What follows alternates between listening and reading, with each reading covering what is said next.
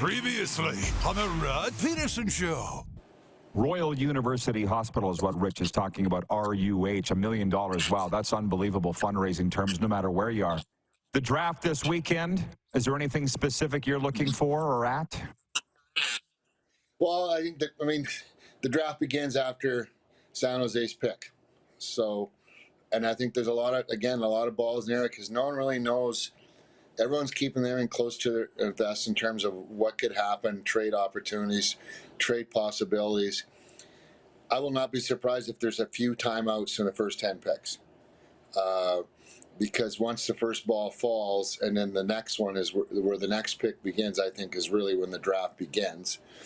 And it's gonna make a few teams figure out, okay, that guy's off the board maybe a little earlier than we thought. I think more now than ever in years past this could happen. I think it's a very realistic thing. There's teams that might want to, hey, let's trade out a number 9 pick for a 22nd and 44th or something, to get our guy. There's going to be some absolute phone calls and discussions like that being made amongst teams. And, Calgary can say what they want as just a per example about TJ Glenville. And, hey, if they don't think he's going to be there at 9, you don't think that Kurt Conroy is not picking up the phone and making a few calls? I think, the team like that is going to do everything in their power to try and do that. But, I think Utah's high on him. There's a couple other teams around him. So it's going to be very interesting. It's going to be a fun time to watch and see where it goes. Get ready for the Rod Pedersen Show.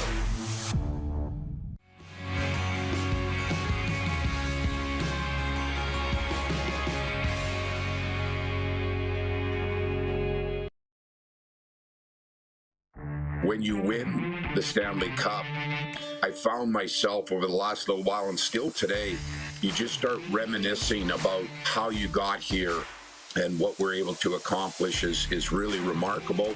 Has it hit me totally? Probably not. Probably won't until after the parade on Sunday. That should be an unbelievable celebration. So looking forward to it. This is the Rod Pedersen Show. Hi, everybody. Still euphoric over that interview with one Randy Moller yesterday of the Florida Panthers. And I'm looking forward to this Canada Day weekend. I think I got some red gear in the closet somewhere. Welcome to the Golden Ticket Sports Center and a Football Friday, everybody. We're going to cover all the topics real fast here in the warm-up as Moose joins us from Toronto. He was at the Blue Jays last night. I welcome all the comments coming in at 902-518-3033 in the streaming, but we're going to rip through this with Moose. Jim Barker coming up in Hour 1 from the CFL on TSN. Milt Stegall in Hour 2 from the CFL on TSN.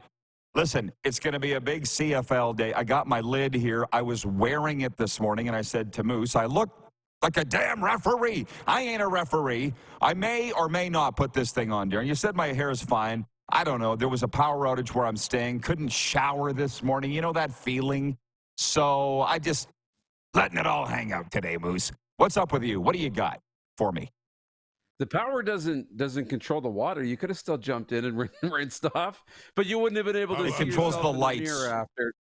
It controls the lights in the bathroom. Trust me, I thought about it. Shaving would have been a problem. All the rest, I completely get that. No, it's a good day today, and happy Canada Day weekend, everybody across the country, and looking forward to celebrating it. We're probably going to ruffle a few feathers today, and we're used to that. I don't care. When I say it's going to be a good old CFL chat, it is. But can you hit the Quick Six show horn, please, Director Jordan? And we'll let you get on with your business. We got a lot of football to talk, but we're going to open with hockey. Quick Six show topics, the 6 that pertain the most to me. Colorado's Nathan MacKinnon's being rewarded for his stellar NHL season. He's the winner of the Hart Trophy as the league MVP. MacKinnon had 140 points this past season, and it was awarded last night in Las Vegas. He also won the Ted Lindsay Award as the most outstanding player, as voted on by the players. Winnipeg's Connor Hellebuck won the Vezina Trophy as top goalie, and Vancouver's Quinn Hughes was named top defenseman. Lo and behold, our baseball game here last night was rained out. Moose Jaw Miller Express. It'll be made up as a doubleheader on July 5th, Moose. So Joe and I went out for steaks. I came home, and the awards were almost over. I was watching it, and I didn't care for what was going on. The comedian didn't make me laugh, but whatever. We don't all have the same sense of humor. I don't know who plans these shows for the NHL and what. Did you watch any of it? The guy was wearing wigs and masks. And, I mean, to say that I don't know who he was, that's fine. He doesn't know who I am. Like, I hire whoever you want. And then they had the drum line with the lights on them. Did you see any of this? I was like, what is going on in Vegas right now? Trying to make it a bit of a Vegas show. And, I'm okay trying some different things. Some of it hit, some of it didn't. I saw him try and poke some fun with Connor Bedard for not being able to go in the bar, handed him his fake ID. It was kind of cool. I'm not super familiar with him, but he's a bit of an influencer, comedian. He's been working the red carpet at Hollywood events. He does a lot of impressions, that type of thing. So it wasn't like it was the first time I ever saw him. He wasn't just out of nowhere. But, hey, okay. We're trying some different things. So, okay, that's cool. Sure. And the thing is, when you get down to the final three, Austin Matthews, Connor McDavid, Nathan McKinnon, they're all great. It's a vote. We can't get all worked up about the results, right? Like in Florida, my peeps, the Panthers fans were upset that Bob didn't win the Vezina as the top goalie. I'm like, come on. Literally, who cares? Did you see Bob's face? He didn't even care, okay, because he won the Stanley Cup. That's all that matters, plus he's won it before twice. So the awards have become almost like something it's like we have to do. It's like the CFL draft. We have to do this. It's not that exciting anymore, but we got to do it, so let's just do it. And, by the way, as I move on here, elevate your game at the Golden Ticket Sports Center in Moose Jaw, where passion meets performance, goldenticketsportscenter.com. I should mention, because we are live daytime sports television, and we can do this because we're live daytime sports television.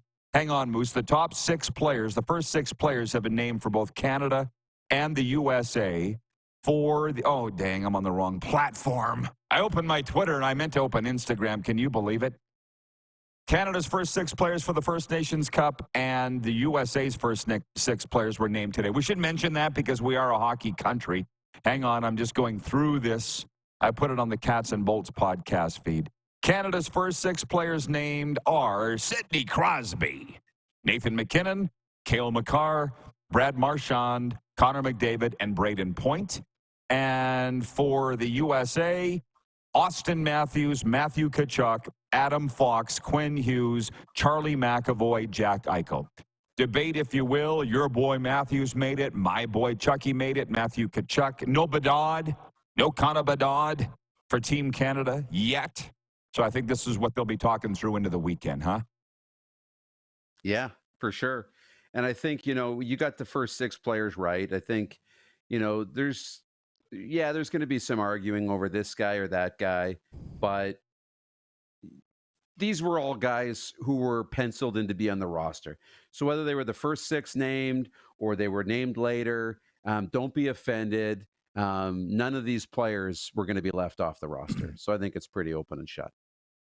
One last hockey note, because I am dying to talk about the CFL and just have a good old CFL day. Trust me, I am. But the other hockey note, well, listen, our numbers show that's what more people want. So chill. The San Jose Sharks had the first overall pick in tonight's NHL draft in Las Vegas. Boston University center Macklin Celebrini is expected to be the top selection. It could be a busy weekend on the trade front. The Flames dealt forward Andrew Mangiapane to Washington last night for a second-round pick in next year's draft. I did a quick search of the mock drafts, and as Noni in Calgary said, I love your show because you just tell it like it is. The mock drafts don't mean anything. The NFLs were right off in the ditch because the media and the football operations people don't really talk. And the football same as hockey, they don't really talk to the media. I mean, they do, but they only tell you what they want you to think. And just so you know, the media are not scouts. So you remember to go back and look and see how accurate these mock drafts are once the draft's over, because usually they're not even close. I admire those that want to go out on a limb because it gives you a rough idea, but they don't really know. So I looked at the mock drafts is my point. The only intrigue for me is to see if the Flames get T.J. Ginla at number 9, and the highest dub guy that I recognize is Carter Yakimchuk of the Hitmen, but there's not a lot of Sask team players high. So to me, it's not the biggest deal. I'll probably watch it, but I'm more interested in tonight's CFL game. What are you watching for the NHL draft this weekend? Yeah, I'm watching a little bit of that. It's always a special moment when a player gets drafted. So even with Macklin Celebrini, I think we are 99.9% sure he's going to the San Jose Sharks first overall. So watching for that moment will be great. I'm with you. That's my intrigue. Will Iginla drop to number 9 for the Flames? I think if he's there at 9, I think the Flames have to take him. I think there's too many things that line up. I think it's great. So I'm really looking forward to that.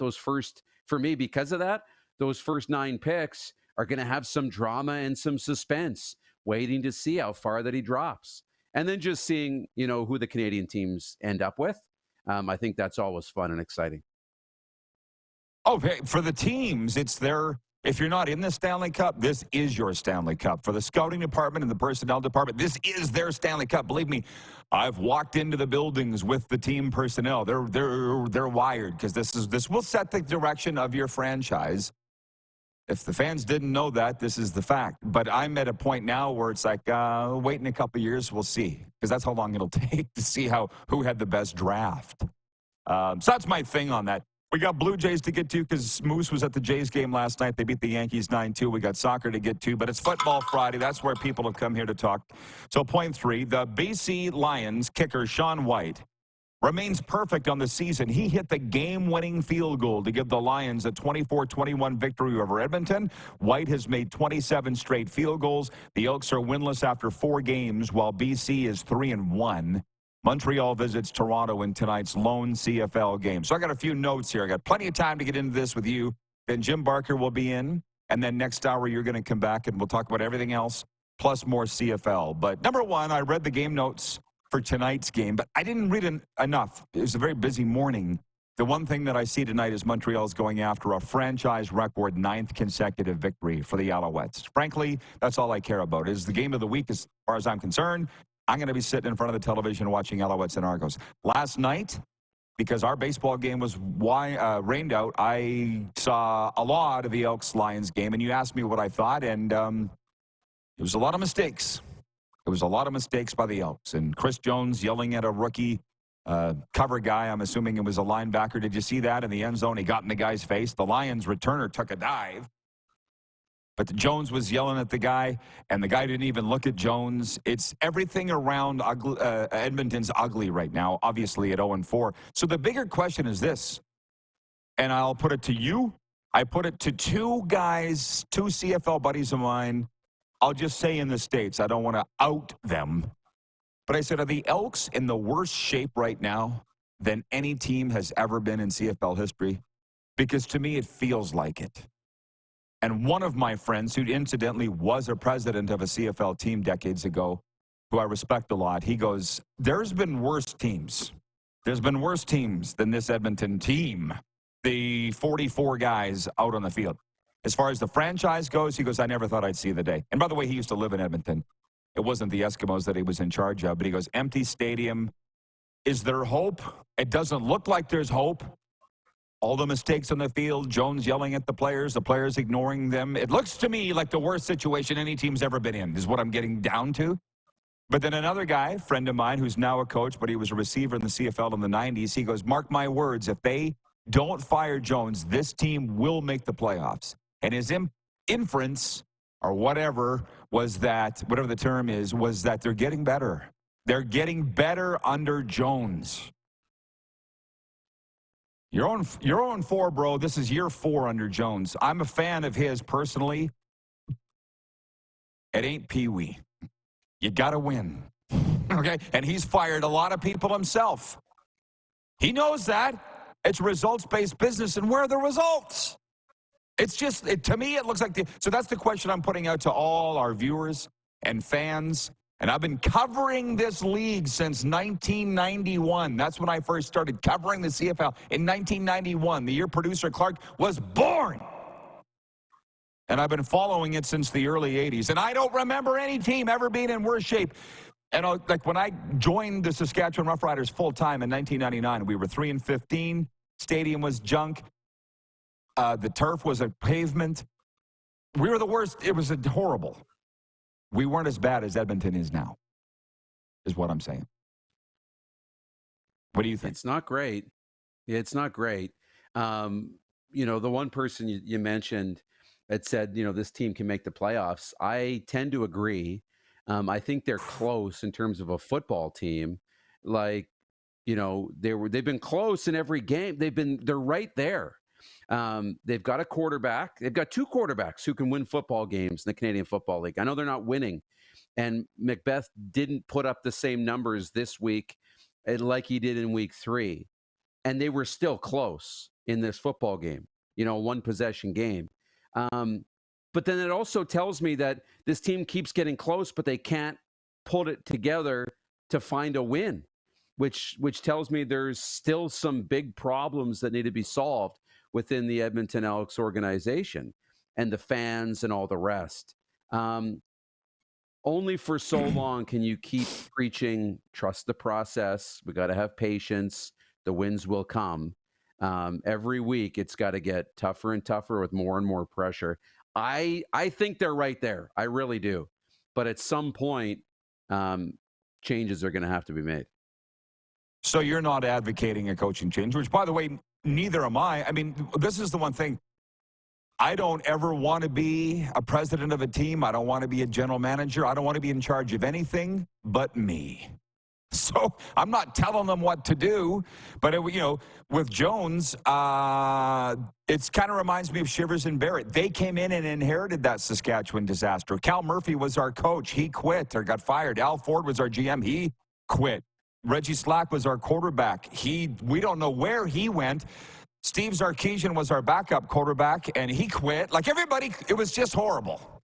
And Roy and Danny came in, and they took it so far, but then they had to hand off the baton, and they got fired.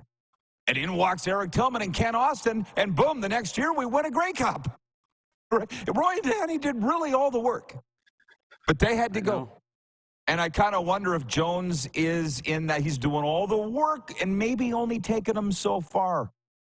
I'm just sitting back and watching, not advocating for anything. But that's my question today, because I can't think of a team. People are bringing up the Ottawa Rough Riders in the early 90s, and Jim Barker will have some thoughts on this, and Milt too. But I think I got as much perspective as anybody working in the league since 1991 and being a fan since the early 80s. There's been some bad teams and franchises. I don't think any of them have been worse than this. That's all. Anything before you go for this hour? Yeah, not when you look at the last, couple of seasons and now this, and, getting the new name and really not having any success underneath that name Elks yet. But it's kind of like standing in line, for the next opportunity. And how long do you stand in line when the opportunity is not coming? But at the same time, if you go leave to do something else, and then all of a sudden they call your number and you're not sitting there first in line waiting, you've missed the opportunity. It's where the Elks are at now. It's like we want to wait because it's coming. But we also don't want to make a move right before that, dam's about to break. It's a hard spot. Yeah, changing the team name didn't help. But you know what? The Guardians changed their name. The Commanders changed their names, and they're fine. So I don't think it's that. On the draft, I got to throw this in. Andrew Odnikon's watching in Saskatoon. He says, Ryder Ritchie is on the Prince Albert Raiders, and he is good. Ranked 19th overall. I just want to know, which Odnikon do you belong to, Andrew? Pat? Mark? Doug? Which one's your dad? That's what I want to know. That's all I care about. Write me, please, and let me know. Moose, I'll see you in hour 2. That's such a small town thing. Which DuPont do you belong to? We'll see you next hour. You can take the boy out of Sask. Jim Barker is in next. We're live on the Game Plus Television Network, WQEE Radio, Apple Podcasts, Spotify, and YouTube Live.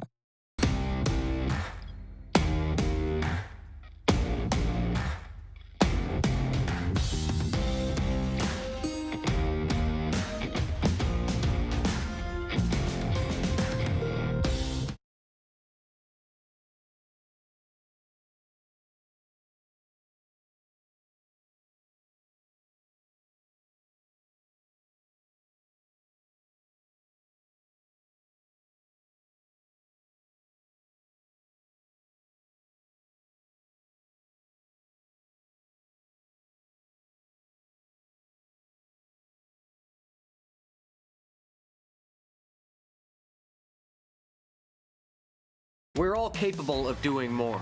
More speed, more reps, more commitment to getting every detail perfect. And that's why it's important we never miss a donation appointment. Blood and plasma donors are needed every day in Canada to support thousands of patients that rely on Canada's lifeline. We're asking you to join the Hockey Gives Blood Partners for Life team. Join today by downloading the Give Blood app or book online.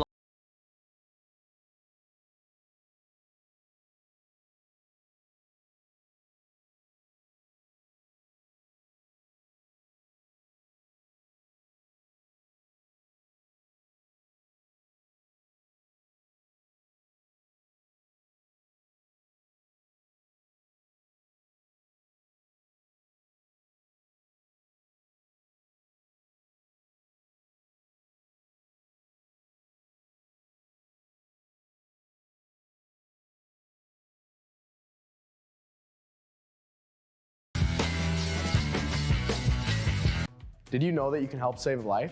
And you can start right now. Stem cells from male donors increase chances of positive outcomes for patients, yet they only make up 40% of our registry. Today, there are hundreds of people in Canada searching for their life-saving match. You can be a patient's best hope.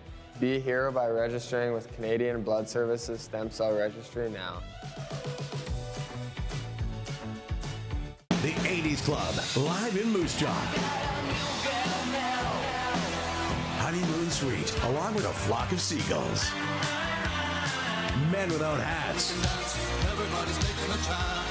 And spoons. All together for one night at Moose Jaw Event Center, Saturday, November 16th. Tickets on sale now at sastix.ca or the Moose Jaw Event Center box office.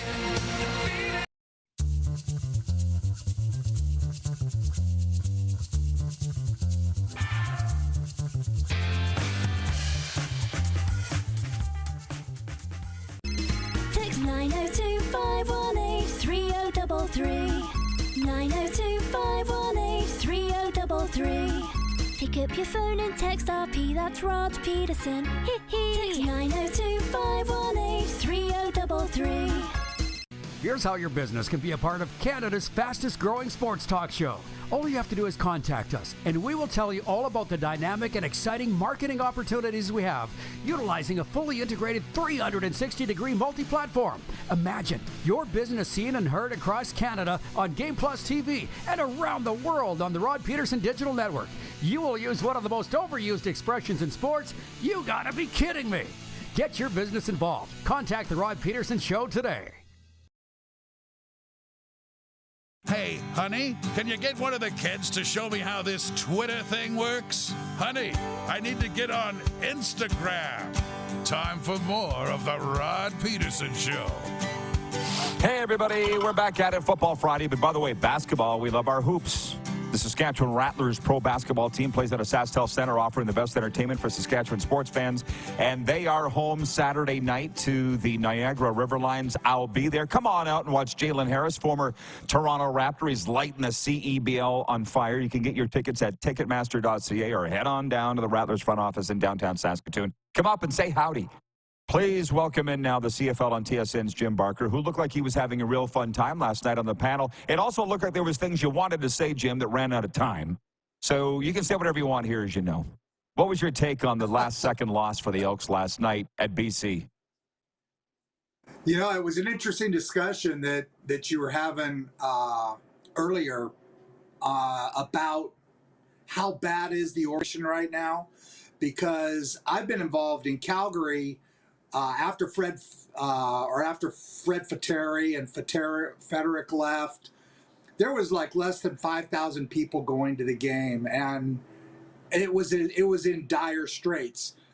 Ferzani, Sapungis, Heller, those guys buy the team. It becomes part of Calgary again, and they readopted it. And that's what makes the CFL teams great.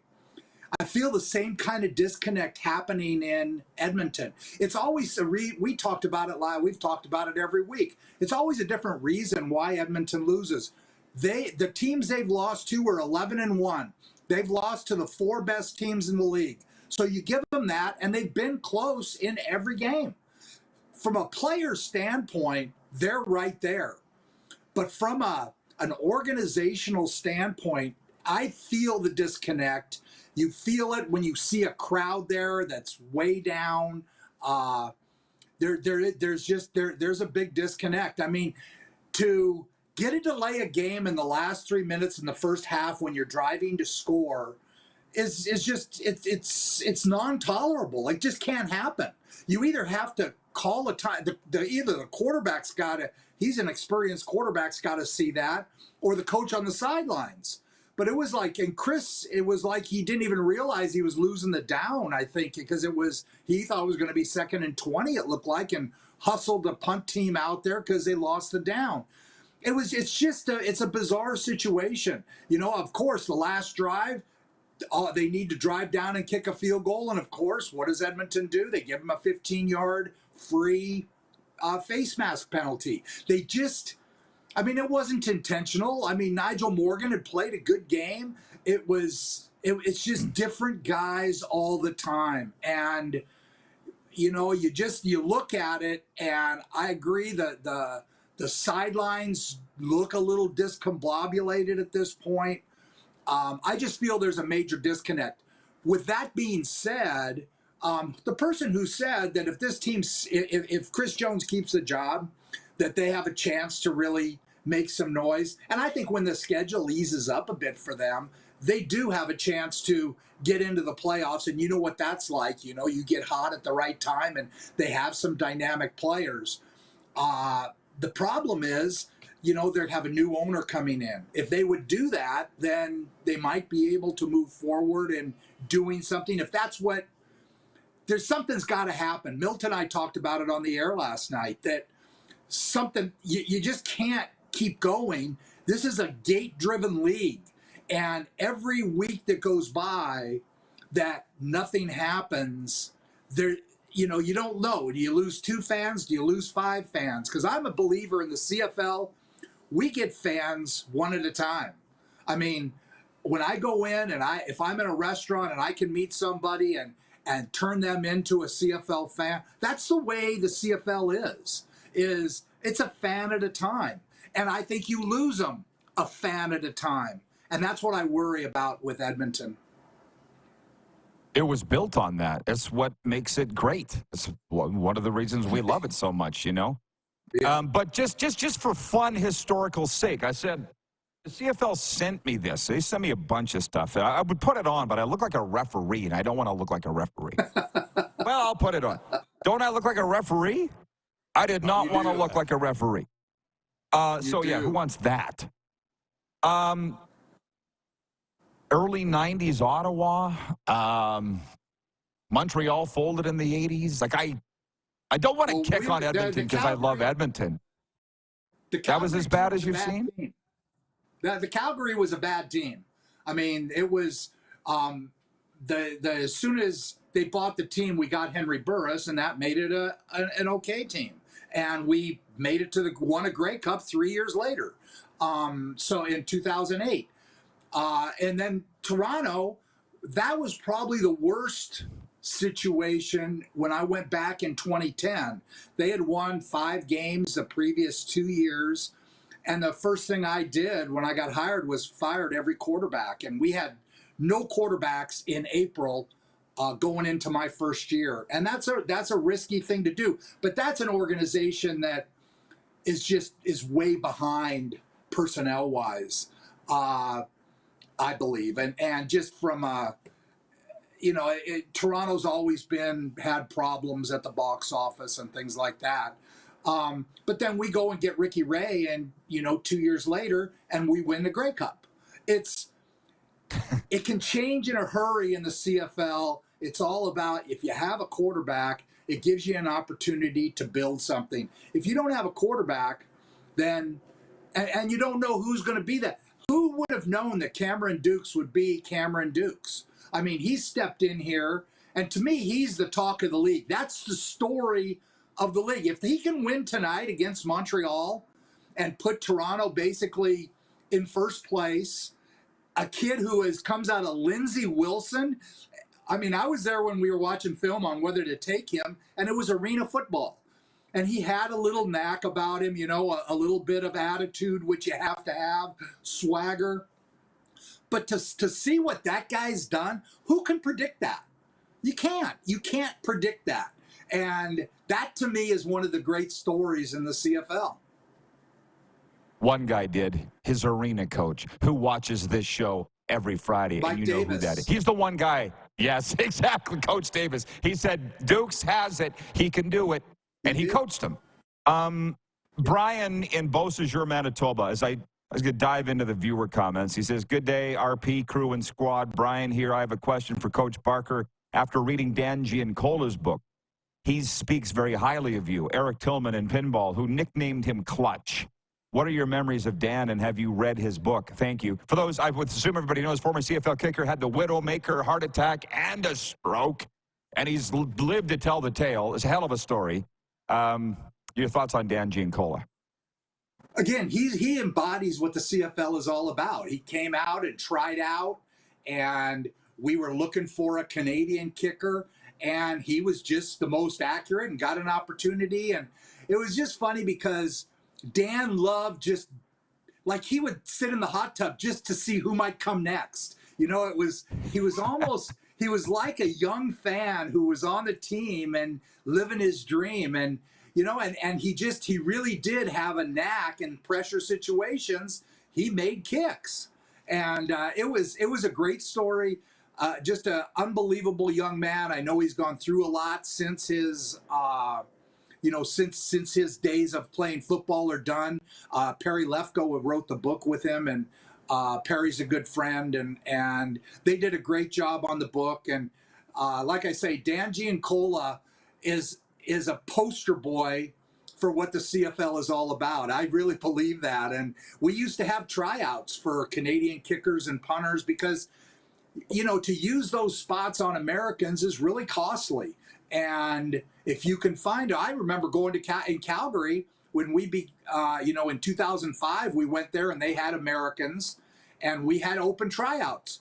And Sandro DeAngelis and Burke Dales, who just passed away, unfortunately, this last year. Burke was our punter and Sandro was our place kicker, two Canadian guys. And that's what it's about. They go to tryouts, they end up making it, and then as I watch them through the years grow as football players, knowing where they were, that to me is one of the exciting things about the CFL. No doubt. It doesn't get much more exciting than BMO Field tonight. 3-0 Montreal at 2-0 Argos. Clash of the unbeatens. What do you think about tonight's game? Well, I am actually have a little cheering route tonight for the Argonauts.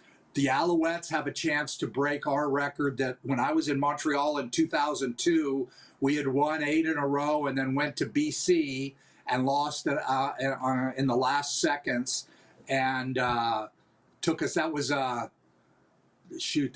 I'll never forget that game. And it was, we went in like 10-point favorites and got beat.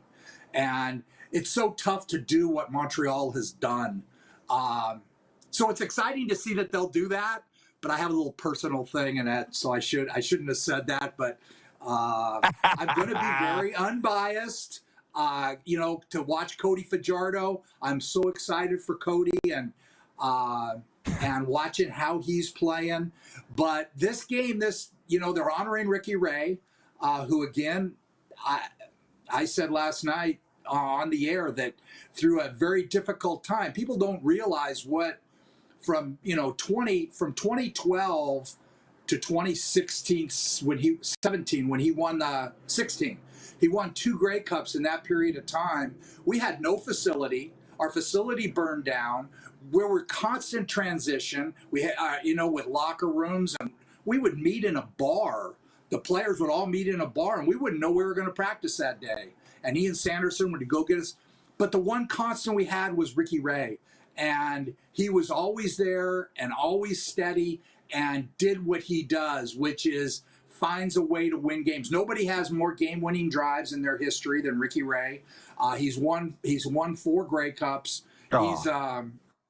I'm just, like I say, he is, to me, one of the, I had Flutie, and Flutie was a great player. I put Ricky Ray right with him. I feel like, and, I had Anthony Calvillo, who, was fantastic. So I've been able to be around, three of the great quarterbacks that this league has had, and Ricky is right there toward the top of the list. See, this is what's about as good as the games is the talk around the games. Like, you guys were so great last night when Milt goes, if you don't have Ricky Ray in your top 5, or maybe it was top 3, you don't know what you're talking about. and he's right, and then yourself, wasn't it you that said Ricky never talks? And I'm like, oh, good. I thought it was just me, because when Ricky, when he was around me, he's just flat. No expression. It's funny. And that's just the way he is. It's funny because Trevor Harris and Zach Caleros and those guys that played were his backups. They never will say it. But Ricky, it wasn't that he didn't want to help him. It's just he wasn't verbal. He would do his thing, and it was all happened in his head, and he wouldn't say 2 words with a mouthful. He was just that's just the way he's always been, and he played the same way. He could throw an interception, and he'll come back out the next series, and he's exactly the same as he was the series before he threw the interception. Nothing changes him, and that's a huge quality. I mean, I think we saw in last year's Eastern Final, Chad Kelly, he's taking the team down the field. They've won 16 games. The first drive, they're getting ready in against Montreal to score. He throws an interception. And the rest of the game, his game was changed. He was trying to do different. He just completely became a different player. So I appreciate what Ricky Ray had, which was that ability to tune it out. But he never said 2 words with a mouthful. He really didn't. I talked to him this morning and congratulated him on, because I can't be there tonight, and I remember the first call when I told him he was coming, and he was crushed because he loved Edmonton. He loved being there. And I told him, I said, nothing but good things are going to happen. It's going to be good for you. And sure enough, he came here and won 2 Grey Cups. And he left a mark here as one of the great quarterbacks to ever play in Toronto. And so that's an exciting thing happening tonight. I'd like to see a football life documentary done on Ricky Ray, or at the very least, read a book. It could go on and on and on. You talk about the Argos side of acquiring Jim Barker. How about Edmonton? Dave Campbell, the should-be Hall of Fame PR guy, Eric Tillman stopped in his office and goes, I just traded Ricky Ray to Toronto. Dave was, you did what? You talk about changing the course of franchises. Okay, Jim, we got to run. We're out of time. Break a leg this weekend. Enjoy the football. Thanks for this. Yeah, I will. Thanks, Rod. We'll see you next week. The CFL on TSN's Jim Barker. Busy guy because the games are on. It's a wonderful time of year. We'll be right back with a sports update, viewer takeover, Milt, Stegall in hour 2. We got so much good stuff for you today. We are live on the Game Plus Television Network, WQEE Radio, Apple Podcasts, Spotify, and YouTube Live.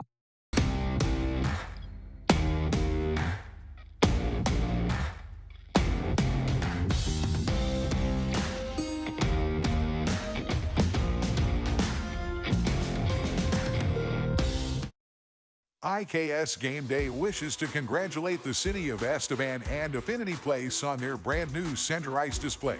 This state-of-the-art score clock features 5 LED faces with full motion graphics, scoring integration, and our new Halo mounting system.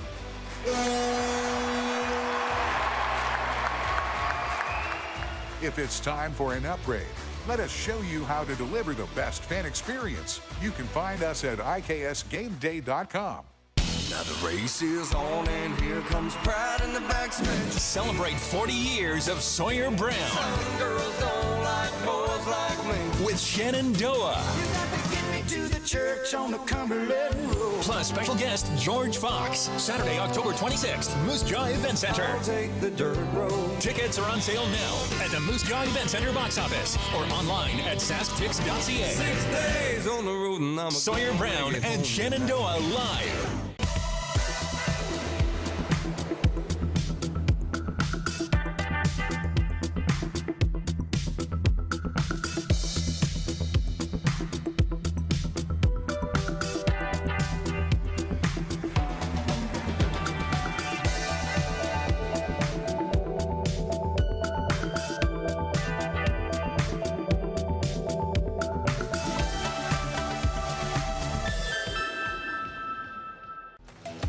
The live sports experience is changing. Teams and facilities are under pressure to provide online and in-venue entertainment. IKS Live has the right team to deliver. We provide service across North America and produce the best fan experience, in the seats or streaming to you.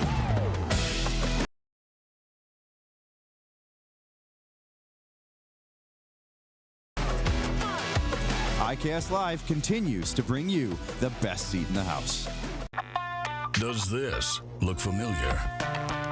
Your fans deserve an incredible arena experience. It's time for an upgrade. Stunning graphics. Revenue opportunities are just the beginning with our in-venue display systems and scoring technology. Let us help you find the best solution for your facility. EDG, always delivering the best fan experience. We're all capable of doing more. More speed, more reps, more commitment to getting every detail perfect. And that's why it's important we never miss a donation appointment.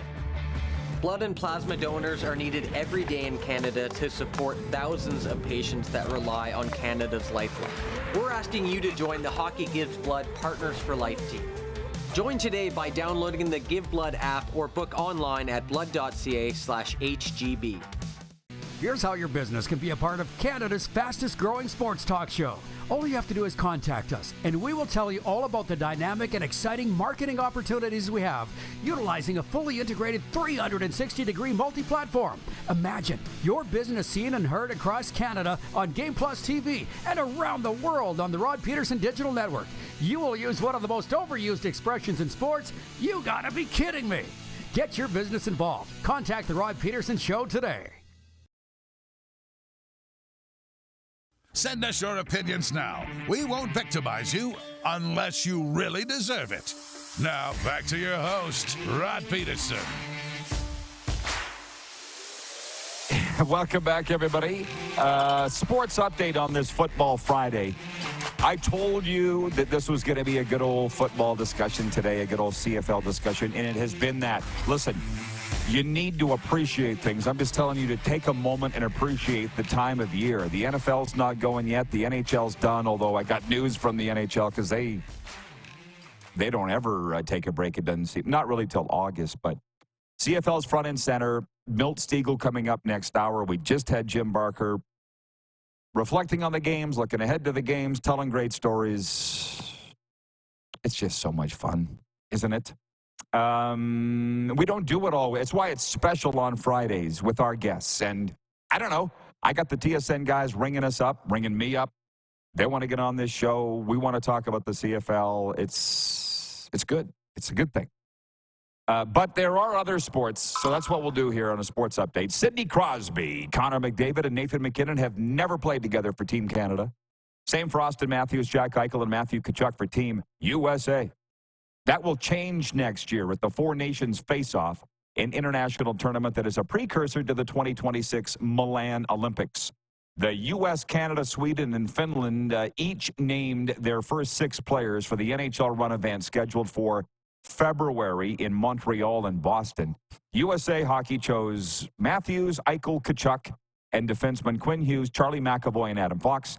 Hockey Canada went with the obvious 3, Crosby, McDavid, and McKinnon. Obvious to whoever wrote this article, along with Cale Makar, Brad Marchand, and Braden Point.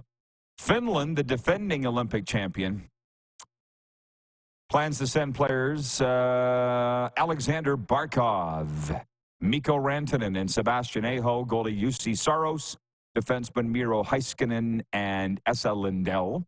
Sweden named forwards Mika Zibanejad, William Nylander, and Philip Forsberg, plus defensemen Victor Hedman, Erik Karlsson, and Gustav Forsling, who just hoisted the cup with Barkov and Tkachuk. So there you go, the first 6 from the countries. North Vancouver's Macklin Celebrini is expected to be chosen by the San Jose Sharks with the first pick in tonight's NHL Draft Round 1 in Las Vegas. Celebrini led Boston with 32 goals. Boston University led Boston BU with 32 goals, 32 assists, and 38 games last year. He won the Hobey Baker Award for being the best player in U.S. university hockey. NBA stars Shai Gilgeous-Alexander, Andrew Wiggins, and Jamal Murray are among 20 hopefuls starting Canada's men's basketball team's Olympic training camp in Toronto today, or Toronto, as you say it out there. Canada, which won bronze at last year's FIBA World Cup, is looking to grab a podium spot at the Paris Games, which get underway next month. The Blue Jays and Yankees continue a 4-game series at Rogers Centre today. Toronto hammered New York 9-2 in the Thursday opener. Jays lefty Yusei Kikuchi takes the mound this afternoon against Yankees starter Marcus Stroman. The sports update is for Landmark Cinemas. In Landmark Cinemas now playing Bad Boys Ride or Die. This summer, the world's favorite bad boys are back with their iconic mix of edge-of-your-seat action and outrageous comedy, but this time with a twist. Miami's finest are now on the run, starring Will Smith and Martin Lawrence in Landmark Cinemas now, Bad Boys Ride or Die. I've seen it. I loved it. I'm going to go back. Tonight, probably not tonight, but I will go back. Maybe over this weekend because I'll have a lot of time to do it. We're also brought to you by Common Crown Brewing Company. They have the perfect craft beer for your enjoyment out of Calgary, featuring their Core 5, Good Company Hazy Pale Ale, Common Crown Crafted Lager, Journeyman IPA, Brewmaster Blonde Ale, and Coppersmith Brown Ale, 4 of which sit below 5% ABV, making them the ideal beer for your everyday common affair. So what we're going to do, a note to our control operators at Game Plus in Toronto and at WQEE Radio in Atlanta. We're going to take an early break here. When we come back, I'm going to open it all up to viewer questions. Why not? Because it's just me right now. Right? 902-518-3033, because I'm feeling not frisky. Charitable. How about that? I'm in a great mood, getting ready for Canada Day long weekend. I would hope keep it to CFL, but we don't have to keep it to CFL. But the stories are so great. I mean, I'll keep No, I'm going to take a break and come back on that thought. Storytime CFL version and viewer takeover right after this on Game Plus, Key Radio, Apple Podcasts, YouTube Live, and Spotify.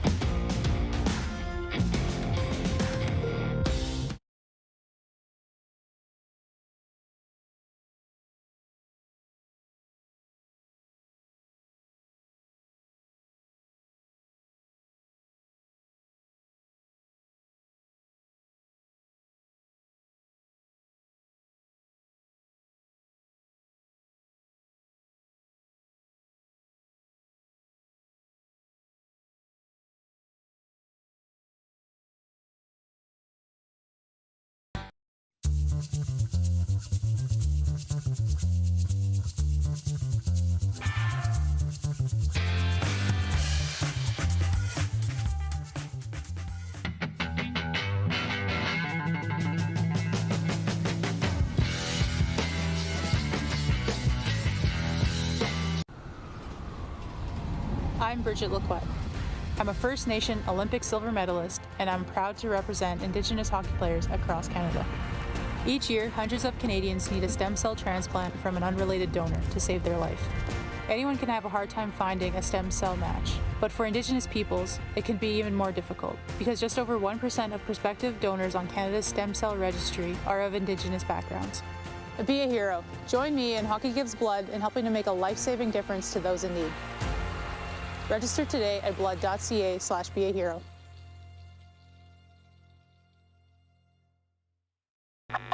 Does this look familiar? Your fans deserve an incredible arena experience. It's time for an upgrade. Stunning graphics. Revenue opportunities are just the beginning with our in-venue display systems and scoring technology. Let us help you find the best solution for your facility. DDG, always delivering the best fan experience. Text 902-518-3033. 902-518-3033. Pick up your phone and text RP, that's Rod Pedersen. Text 902-518-3033.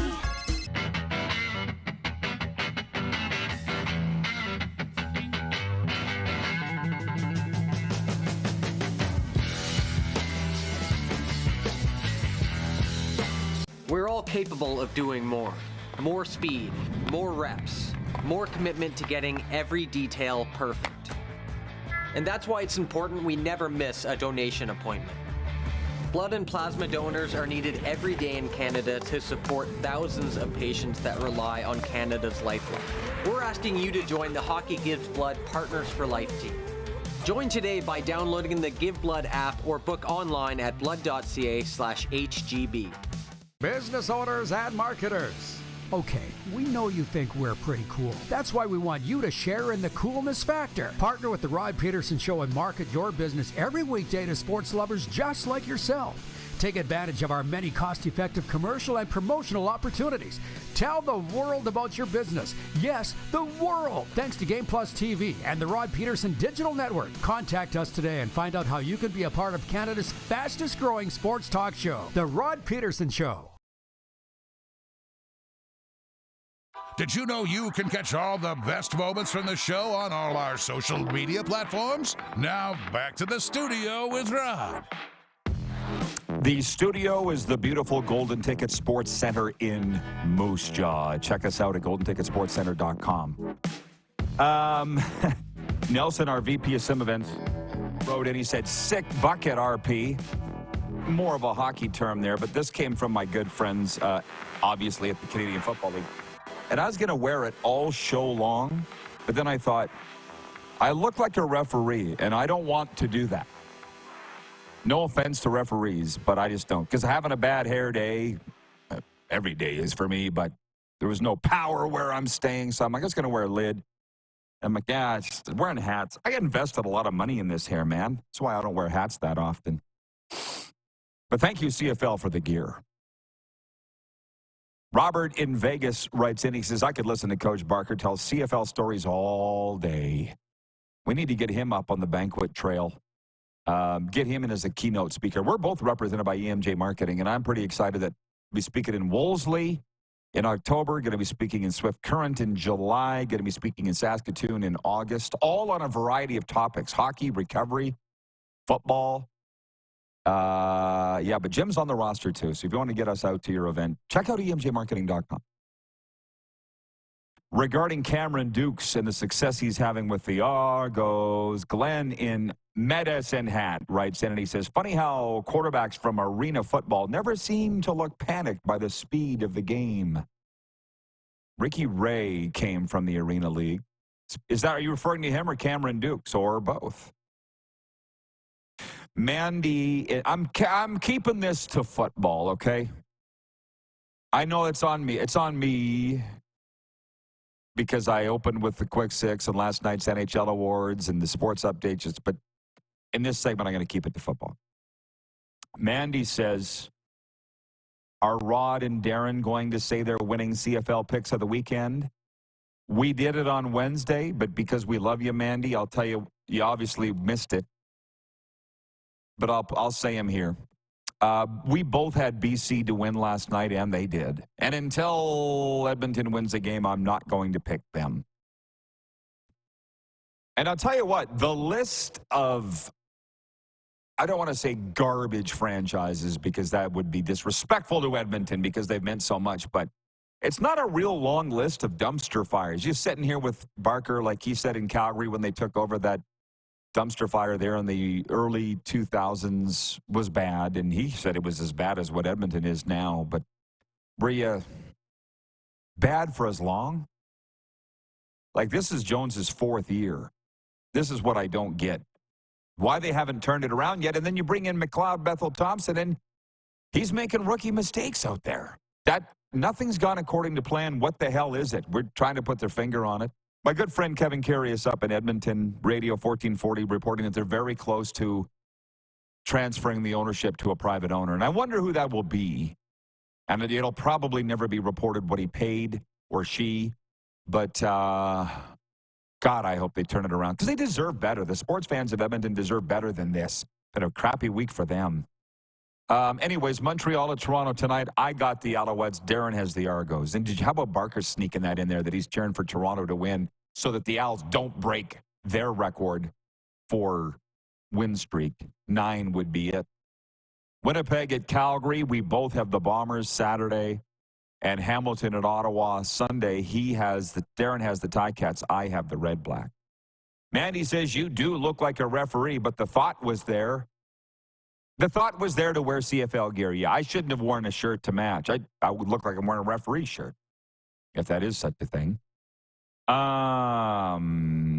BW in Edmonton says, any thoughts on the World Football Championship being held over the past 10 days in Edmonton? Canada's 3-time champions, looks like NFL field and rules. What are my thoughts? I'm following it. That's about it. My good friend Mike Kelly is coaching Team USA, the former head coach of the Blue Bombers. USA, which, by the way, I'll be cheering for Canada in the U.S. in the Four Nations Cup. I think for the rest of my life, I'll cheer for Canada in international competition, which includes the IFAF, International Federation of American Football.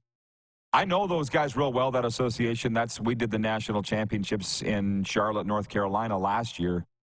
So I'm following it. I see Canada beat Brazil 110-0, so that's kind of where I checked out.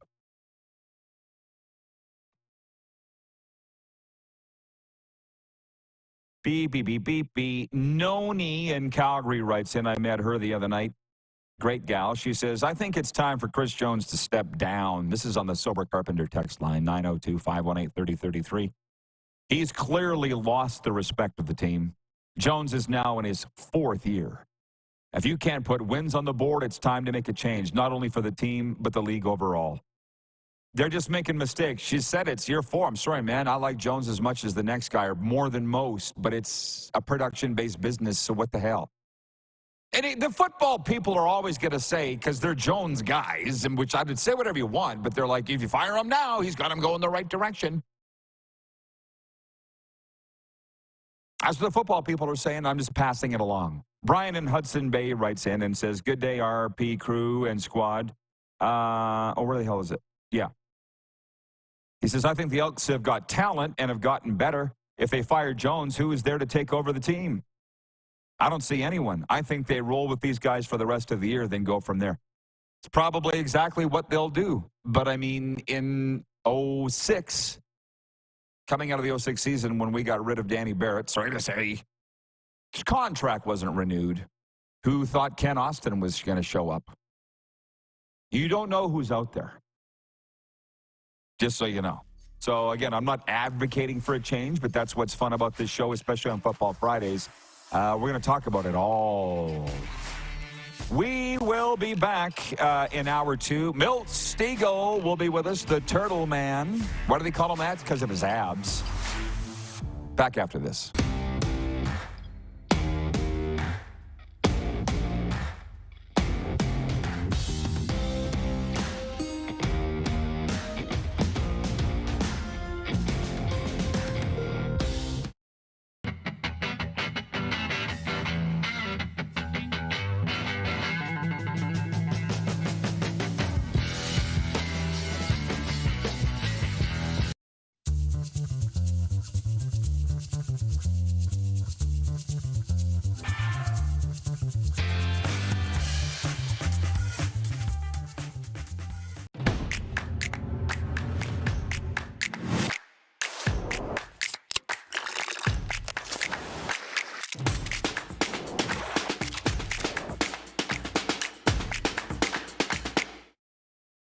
We're all capable of doing more.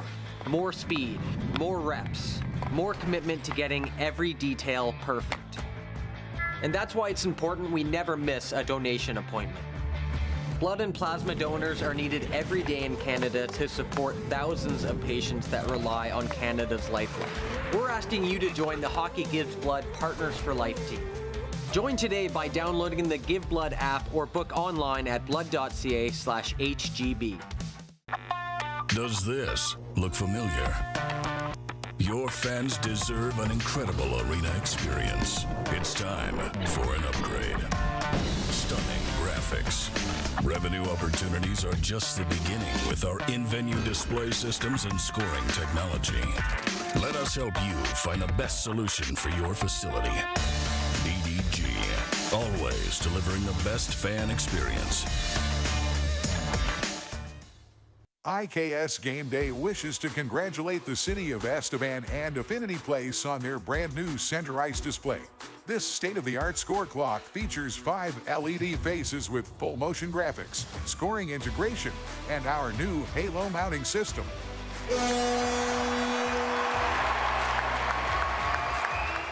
If it's time for an upgrade, let us show you how to deliver the best fan experience. You can find us at IKSGameDay.com. The live sports experience is changing. Teams and facilities are under pressure to provide online and in-venue entertainment. IKS Live has the right team to deliver. We provide service across North America and produce the best fan experience, in the seats or streaming to you.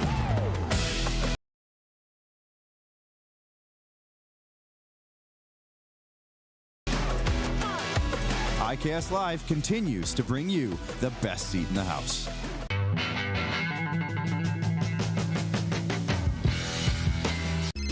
Text 902-518-3033. 902-518-3033. Pick up your phone and text RP, that's Rod Pedersen. Text 902-518-3033. Business owners and marketers. Okay, we know you think we're pretty cool. That's why we want you to share in the coolness factor. Partner with the Rod Pedersen Show and market your business every weekday to sports lovers just like yourself. Take advantage of our many cost-effective commercial and promotional opportunities. Tell the world about your business. Yes, the world. Thanks to Game Plus TV and the Rod Pedersen Digital Network. Contact us today and find out how you can be a part of Canada's fastest-growing sports talk show, The Rod Pedersen Show.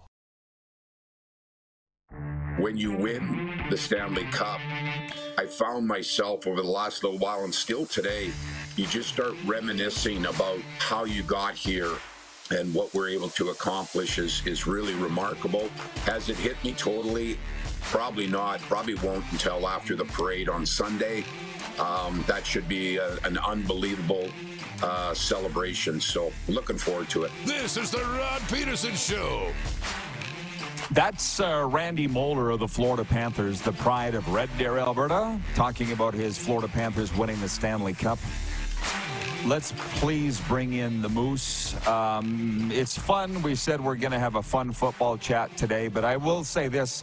I've seen photos of them getting ready for the Stanley Cup parade and celebration in Fort Lauderdale on Sunday, and no, I'm not going to be there for it. I'm not changing my mind, but I'd love to be there. But all this nostalgia got me thinking. I don't know if you saw my Instagram this morning, Darren, my personal Rod Pedersen official, but I had to go dig out, because I dug out the scrapbook that my mom made for me, the photo with the Grey Cup in 2007 with our Grey Cup ring, and we posed. The Panthers did that the other day on our Cats and Bolts podcast yesterday. Bill Lindsay, he was the face of the Panthers until Monday in South Florida. He's like, I'm okay giving it up now. It's now Bobrovsky and Tkachuk and these. But the owner of the team, Vincent Viola, on Wednesday, Darren, just for everybody, just to know how this all works behind the scenes. Billy told a lot of behind-the-scenes stories of the Panthers winning the Cup here. And the aftermath, he goes, here's a list of staff that I want to come in. We're going to put the trophy on a table at our practice facility, and this is the list of people that I want. And the last name on the list was Paul Maurice. Obviously not that he's the last guy they want, but he's like, this is the last guy to get it. Will be Paul Maurice. Bill was telling those stories, and it reminded me of us having the same thing. We had the Grey Cup on a table, paraded everybody through. We got photos with it in our rings, and it was obviously not days after. It was months after when we did it with the Rough Riders. But I'm going to tell you, when you are in that club that's won a championship with the team, it's a great club. It's an awesome feeling. So I see what they're doing down there. And envious, but it's their time, and they earned it as a franchise. Now, did you? I don't want to put you on the spot, but how much of the Jim Barker interview did you catch there last hour?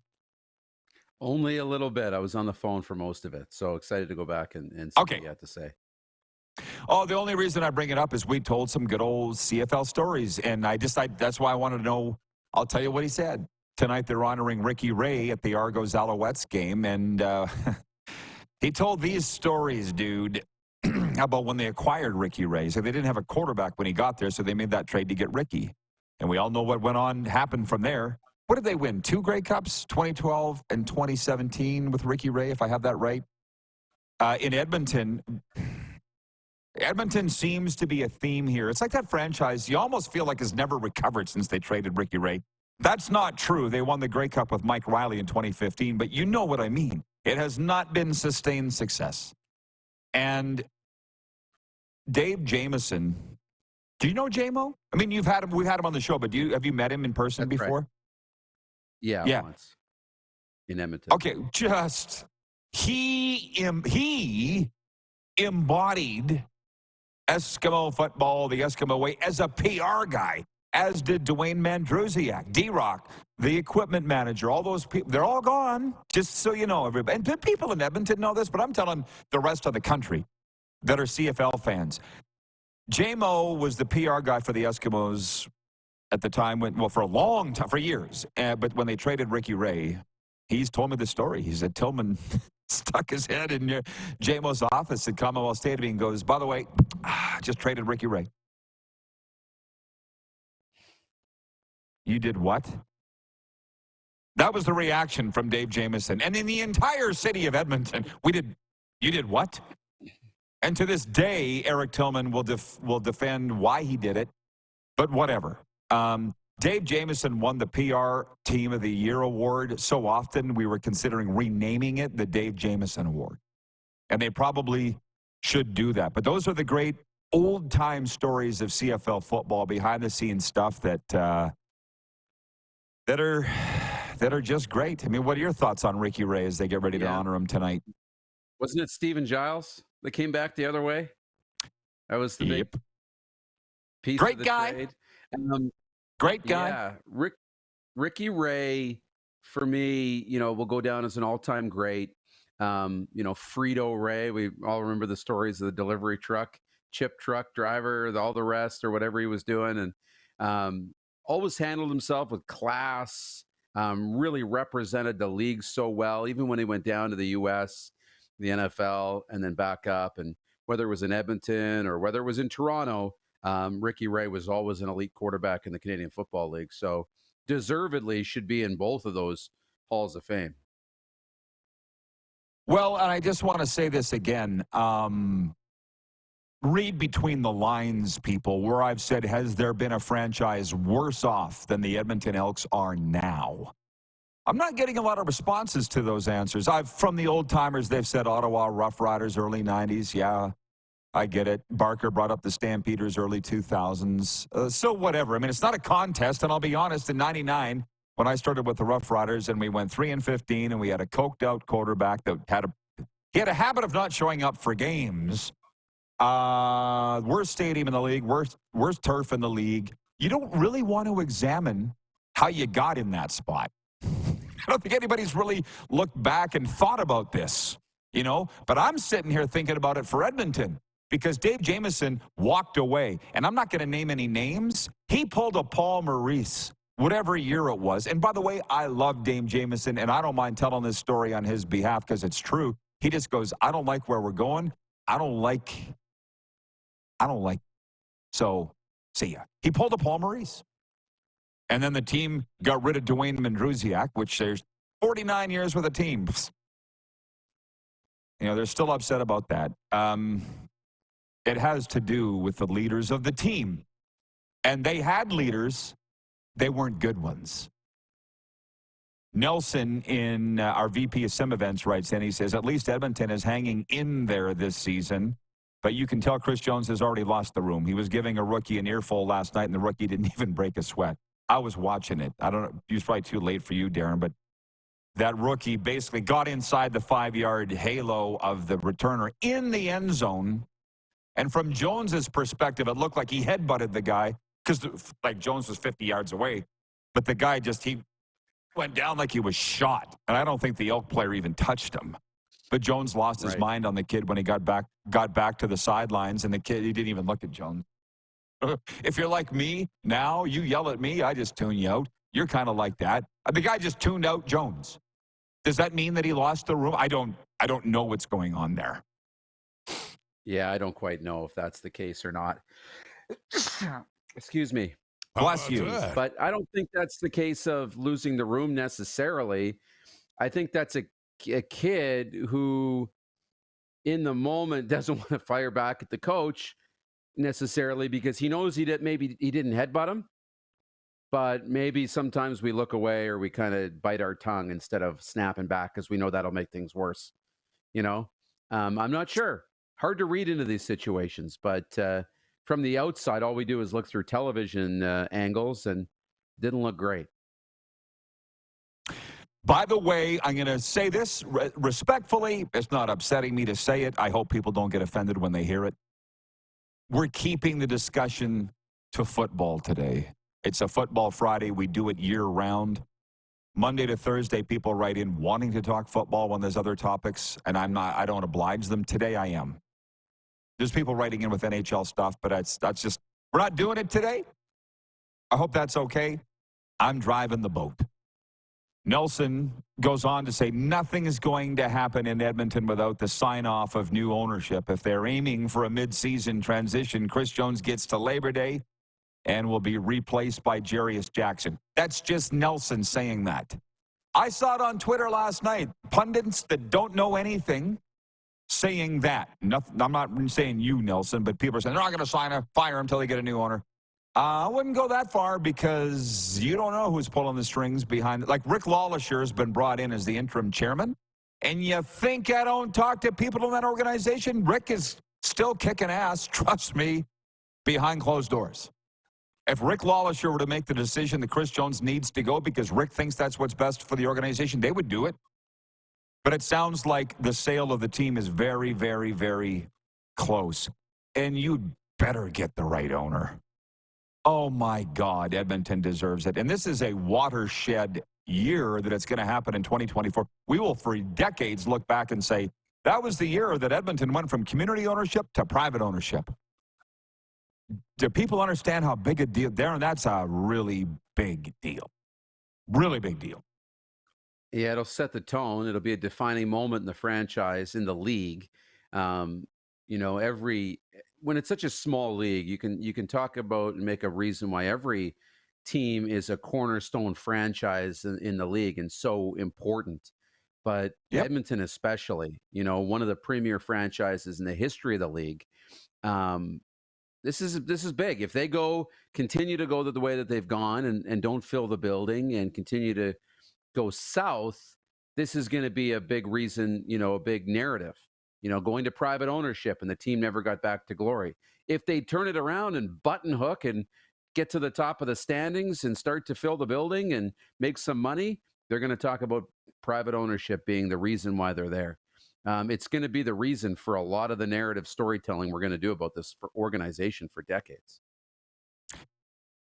The football people, and the majority of the football people, I feel, are Jones fans. There are people in the game that don't like Jones. There's a lot of people in the media that don't like me. We don't care about them. But the football people are saying don't fire Jones because they're going in the right direction. And I want to make it very clear, I'm not advocating it for that. But they've gone through so many quarterbacks there. That's a Jones thing. We went through so many things, so many quarterbacks in Saskatchewan. I don't know what it is. And McLeod Bethel-Thompson's making rookie mistakes out there. The time count, lost it down. He's not looking like the 36-year-old veteran or however old he is.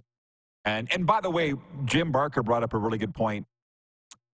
I would love to sit down with Ricky Ray and do an interview for like a football life documentary. But Jim said how he could throw an interception and it would not rattle him. He'd come back the next series and it's like it never happened. He brought up how Chad Kelly is not that. Chad Kelly, right? He started raining picks last year in the East Final. He was done. And it reminded me of Brandon Bridge. You can see it. We had Brandon Bridge with the Rough Riders. And I love BB. Oh, my God. Air Canada is the best guy. But you might remember a game. His first start, I think, was against BC.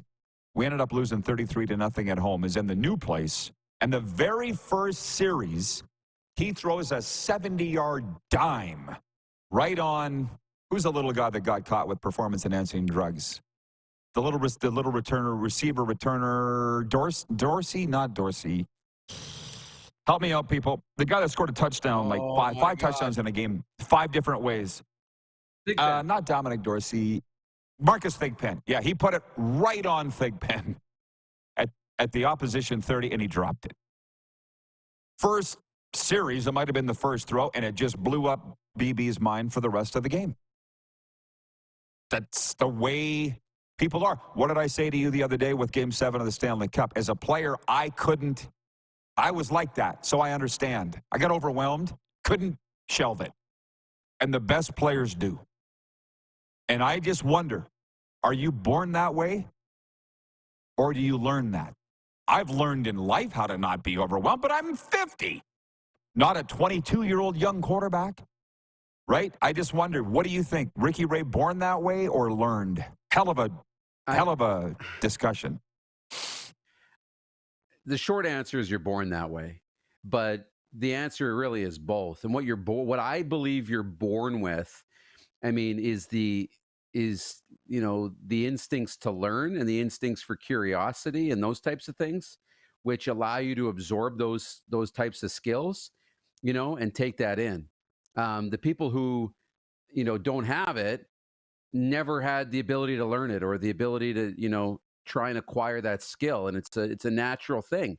Either you're naturally drawn towards, those moments or you're not, right? I think you're born with it. It's very rare. We call it intangibles. We call it X factor. We call it a sixth sense. Can be a million different ways to describe it. But it's much like momentum. It's instinct. It's intuition. It's things that separate the great ones from the good ones. Yeah, I definitely think you're right. But I will say this. For me in life, I've learned, I think those young players are getting taught that you can shelve it. Like I was having a chat with Kelly Rudy one time about goaltending, not broadcasting. And Kelly goes, let me guess, if you gave up a goal early in the game, you were shot for the game. I'm like, yeah. He goes, yeah, so was I too when I was young, but I was taught to forget it. And his thing is to break the games up into 5-minute segments. And as soon as it hits 5 minutes off the clock, start a new game. You know what I mean? I'm like, I wish I'd known that when I was a kid. That's why I wear this one day at a time bracelet all the time. It's no different than one play at a time. One day at a time as you get older. So I'm fascinated by this stuff. Drew Willie was like that too, just ice water in their veins.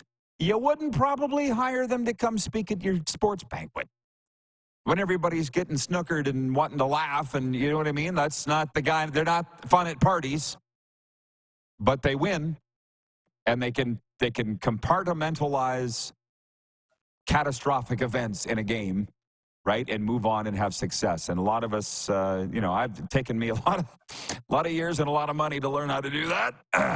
But at least I can say I did. Tony in Cochrane writes in and says, I'm not liking the Stampeders throwback jerseys. When will they go back to the more recent version? Calgary fans stand up. And to be honest, how about that? We'll talk Stampeders football. When we come back in the Bombers, that is what I think, that's, for me, the second game of the week. That's a big one. We'll talk about that and more when we come back. It's a Football Friday. Milt Stegall is on the way. We're live on the Game Plus Television Network, WQEE Radio, Apple Podcasts, YouTube Live, and Spotify.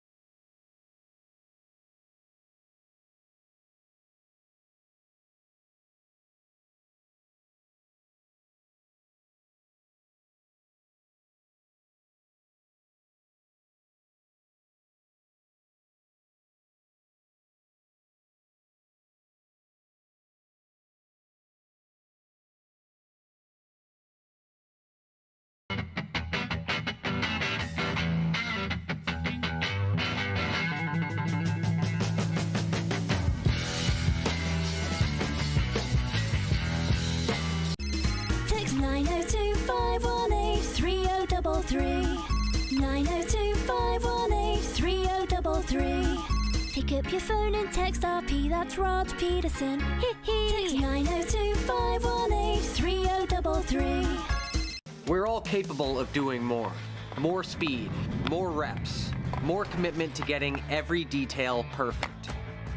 And that's why it's important we never miss a donation appointment. Blood and plasma donors are needed every day in Canada to support thousands of patients that rely on Canada's lifeline. We're asking you to join the Hockey Gives Blood Partners for Life team. Join today by downloading the Give Blood app or book online at blood.ca/HGB. The 80s Club, live in Moose Jaw. Honeymoon Suite, along with a flock of seagulls. Men without hats. And spoons. All together for one night at Moose Jaw Event Center, Saturday, November 16th. Tickets on sale now at sasktix.ca or the Moose Jaw Event Center box office. The live sports experience is changing. Teams and facilities are under pressure to provide online and in-venue entertainment. IKS Live has the right team to deliver. We provide service across North America and produce the best fan experience, in the seats or streaming to you.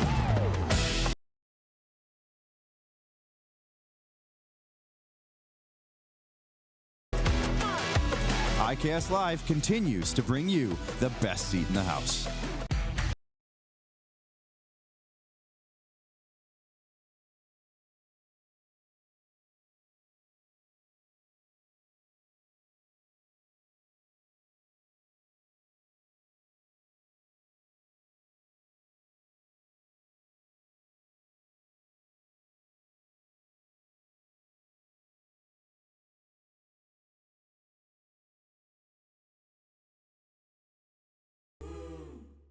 Here's how your business can be a part of Canada's fastest growing sports talk show. All you have to do is contact us, and we will tell you all about the dynamic and exciting marketing opportunities we have, utilizing a fully integrated 360-degree multi-platform. Imagine your business seen and heard across Canada on Game Plus TV and around the world on the Rod Pedersen Digital Network. You will use one of the most overused expressions in sports. You gotta be kidding me. Get your business involved. Contact the Rod Pedersen Show today. Send us your opinions now. We won't victimize you unless you really deserve it. Now, back to your host, Rod Pedersen. Yeah, thank you, Rick Regan. By the way, it's a good weekend, I would say, to sign up for Landmark Extras and go check out the movies now playing. There's lots of great shows playing right now. I personally advocate for Bad Boys Ride or Die, but go to landmarkcinemas.com, sign up for the rewards program. We all belong to it. We all get the free movies and the concession items and invites to exclusive screenings. Get her done. Let's please bring in Moose. Jeremy in Winnipeg writes in just on a hockey note. He says, Steven Stamkos hitting free agency Monday. I see that, and thank you, Jeremy, for that. It's tough for Lightning fans. I don't expect he's going to go anywhere else. I was in the room when John Cooper said at the end of Game 5 of Round 1, Panthers-Lightning, he goes, he belongs here. I shouldn't speak for him, but he belongs here. I guess we're going to find out, aren't we? Moving back to football, Darren. Jeremy, same Jeremy guy, writes in and says, how long is a rebuild? 5 to 10 years? Also, finding a franchise quarterback is hard. Football is a top-tier, quarterback-driven sport. Ooh, doggy. Did you just get warm and fuzzy wanting to talk about that? Because I did. I know, right? Awesome. I'm ready. Let's go. Wherever you want to take this. Yeah, it makes me feel good. Well, I thought in the CFL, maximum 2 years. Craig Button and I have had this chat. This is what I talk about with my friends. Jeremy, are you reading my diary? Craig Button said 5 years. National Hockey League, literally 5 years. I remember being in an elevator in the Gila River Arena in Glendale, Arizona with Biz. And I said, where do you think the Coyotes are in their rebuild? He goes, year 3 of a 5-year rebuild. And that was like 6 years ago. Hockey's another story. Canadian Football League. The Alouettes did it last year and won. 2017, Trustman and Jim Popp came into the Argos. They did it in less than a year. But they had Ricky Ray. So, you want to say something, so jump in. I heard that. Sometimes it seems like it took a year for these rebuilds to happen in the CFL, when in reality, you mentioned they already had Ricky Ray. You know, there was a really good Montreal Alouettes football team just waiting for the right coach and the right quarterback. And it was just the final pieces that were needed. And all of a sudden, that Montreal team got the culture figured out, and they've been great. Trying to set a franchise. I mean, I don't think we've talked about that enough. You brought that up from the game notes, that they're trying to set a franchise record, the 9th straight win. Like, I don't think we're making a big enough deal about that tonight. Like, Anthony Calvillo, Ben Cahoon, Jamel Richardson, and those, Avon Coburn and those teams, John Bowman, go all the way back, Tracy Ham, Mike Pringle. Like, we're talking about some elite company for Cody Fajardo, Jason Moss, and this Montreal Alouettes team. Mark Trestman, Don Matthews. Like, we're talking about history tonight for this Montreal Alouettes team that has a pretty good history. This is a big deal tonight. That's why I said it's the game of the week.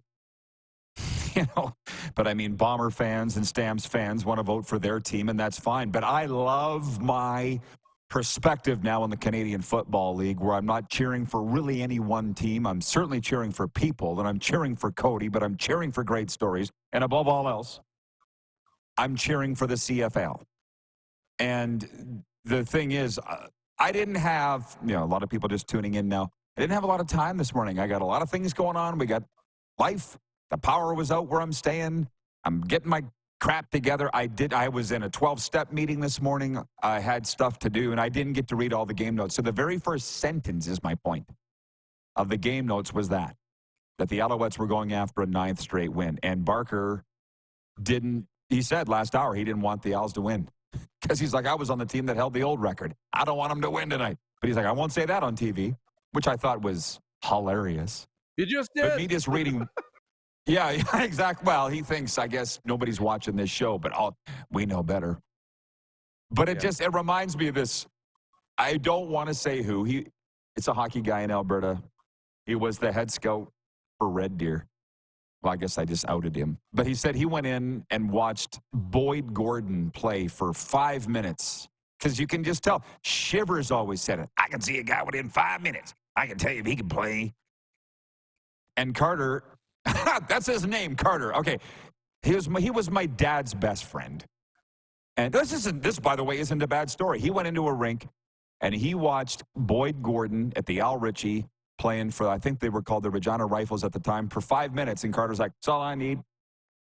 Went on and they drafted him in the first round of the Bantam draft, went on to captain the Red Deer Rebels, won a Memorial Cup, went on to a very lengthy career in the NHL. You probably remember Boyd Gordon. I think he played for the Leafs. And his older brother was Rhett, who played for the Pats. And he left the Rebels over, he couldn't get along or agree with Brent Sutter.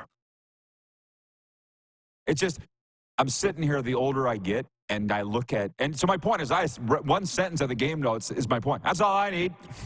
That's why I'm pumped for this game tonight. Carter, all he had to do was see 5 minutes of Boyd Gordon, and we're good. It's like this Ken Holland thing, man. You never know who's watching. Like, I'm getting people are saying, the Mucky Mucks are all watching. I'm like, I don't care. I'm still going to be me and do what I got to do. But I think about the people from the Ken Holland camp, let's just say, texted me yesterday. We're watching your show, and you're talking about why Ken's leaving the Oilers. Just so you know, it's Ken's decision. And they went on to say why, and I'm like, do you want me to report this, or is this just for my own background information? Let's just say Ken's ready to go. And it's his decision in Edmonton. Point being, I was talking to Serena about this, history is rife of situations where the top cheeses just don't see eye to eye. Somebody's got to go. You know what I mean? This happens so often. And I guess that's why teams don't stay on top forever, because I'll go back on this. Talking to Billy Lindsay yesterday with the Panthers, It was the owner, Vincent Viola's decision to bring the Stanley Cup in on Wednesday, 2 days ago, and give a list of, here's the people of my staff that I want to get their bring your families in and get their pictures with a cup. And then Billy goes, he sat down with me, Vincent Viola, and he goes, I will not repeat what we talked about. And I'm like, well, I got a pretty good idea what you guys talked about. It's about culture. It's about values. It's about your role with this organization, all those things. And that's what winning teams do. And losing teams, you don't know where you stand. You don't know what the plan is. Oh, my God. That's it, because I've seen it. I've seen the good and the bad, you know? And nobody sees it from the outside. You don't usually find out until years later. What are you going to say? Sorry? We sit here and we look at the organizational chart, right? The structure of the organization, and we see owner, we see a president, we see a general manager, we see a coach or an assistant general manager and a coach. And we think that the general manager makes all the trades, makes all the moves. The assistant general manager gets his coffee. The coach does coaching. Assistant coaches do their thing, watch film. The president handles the business. It's not always the same in every organization. You know, titles don't necessarily match the job description from organization to organization. So while Ken Holland was the GM and I think is largely responsible for building that team, this discussion has been ongoing for a while and a plan maybe for him to leave. And we don't know exactly who's pulling what strings inside an organization because we're not inside the building on a daily basis as hockey fans. I know who is now with the Edmonton Oilers, and it wasn't the general manager. Which brings me to another thing, and I'm sorry, but I feel like this is a theme of the week, and maybe it's because it's the week the Stanley Cup got handed out, but that same Jeremy writes in and he says, Ken Holland's a great GM, but Stevie Yzerman is cleaning up his mess. The books weren't good. Oh, delicious. Why don't you go call the LA Rams today and see how their books look after they won the Super Bowl? They've been nothing shy of a disaster. What do you want to do? Balance the books or win a freaking championship? You can't have both. You can't. What are they not getting? Do you want an accountant that will balance the books? Because there's a million of those.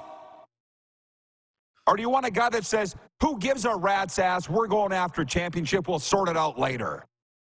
How about that? That's what the winners do. How about that? You going to say something?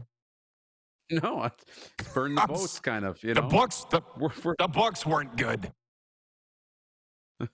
How about that? I mean, it all. Sorry, I'll shut up. At the end of the day, it all matters. But look, you hire general managers or somebody to build a roster that's going to win.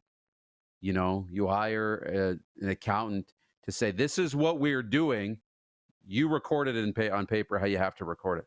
But this is what we're doing. And I think the good ones do that. You make the decisions that are going to make you the best team on the ice, period. And sometimes, you know, and I think everybody would sit here and be happy that, okay, we really were bad. Like for the Florida Panthers, if they go on to not make the playoffs for the next 6 years, everybody in that organization will say, worth it. You know, if they can't have enough cap room to re-sign guys and they lose Reinhart and they lose some of these players, they'll say it was worth it because winning matters. Not everybody gets to win a championship. So you do what you have to do at all costs to win. The books weren't good. I'm sorry that I'm triggered, Jeremy, but it's just the fans. Let's get it triggered. I'm not sorry. Well, I mean, come on. Do we not understand this? And when we went into the Stanley Cup playoffs this year, we were on the show. We were like, who has won the most Stanley Cups in the last 20 years? It's Detroit with 4, which happens to coincide with Ken Holland's era. So do not let history or the narrative change on what Ken Holland has done as a general manager. My God, we were in the red. We didn't pay off our credit card every month. He sucked. How many rings you got, Jack Wagon? When we won a Grey Cup with Saskatchewan, we were over the salary cap, and all the other teams, nana, nana, boo, boo, you cheated. You know what our president said, Jim Hobson, who's in the Hall of Fame? Speeding ticket. Hell yes. That's what it was, a speeding ticket. Okay, open the glove compartment of the orders. There's a bunch of parking tickets in there. He doesn't care. Falling down on the floor. Right on. Wouldn't want to break a rule. What? I just see the line and liar, liar. And I was, through an intersection, changing lanes at an intersection and speeding. Anything else? I have unpaid parking tickets. And he pops the glove box open and they spill out. Yeah, Jeff the Stamps fan writes in and says, Riders cheated. Hell yes, we did, and we whipped your ass in the West Final in your park, 30-13. Get over it. We got the rings, bro. Awesome. They're not getting it. They're not getting it. Make it. Okay. I'm going to... The weekend's almost here. Yeah. 25 minutes. And Milt Stegall's in next. Have a good one, Moose. Have a great Toronto weekend. Happy early Canada Day. Yeah. Milt Stegall is in next. Can't wait to talk to the Turtle Man. We're live on the Game Plus television network, which is channel 1190 all across Manitoba on Bell MTS cable, by the way. Of course, WQEE Radio, Apple Podcasts, YouTube Live, and Spotify.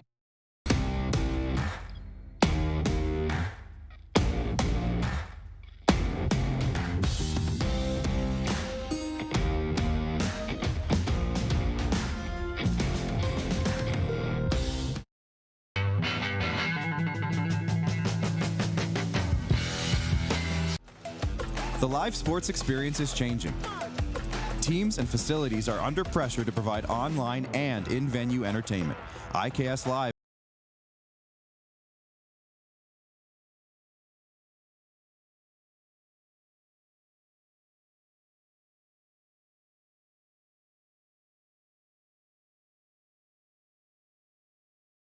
IKS Live continues to bring you the best seat in the house. Text 902-518-3033. 902-518-3033. Pick up your phone and text RP, that's Rod Pedersen. Text 902-518-3033. Did you know that you can help save a life? And you can start right now. Stem cells from male donors increase chances of positive outcomes for patients, yet they only make up 40% of our registry. Today, there are hundreds of people in Canada searching for their life-saving match. You can be a patient's best hope. Be a hero by registering with Canadian Blood Services Stem Cell Registry now.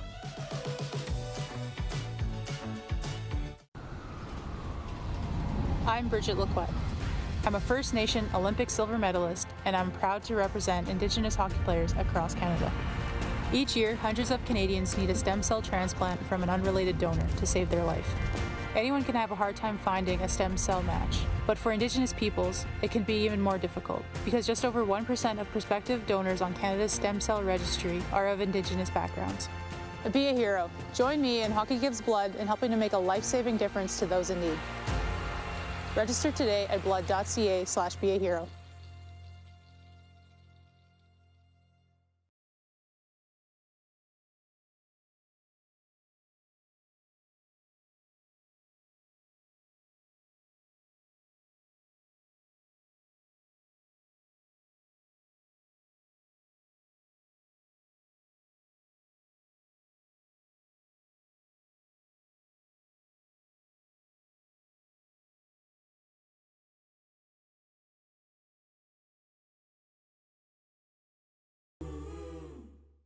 Hi, my name's Logan Stankoven.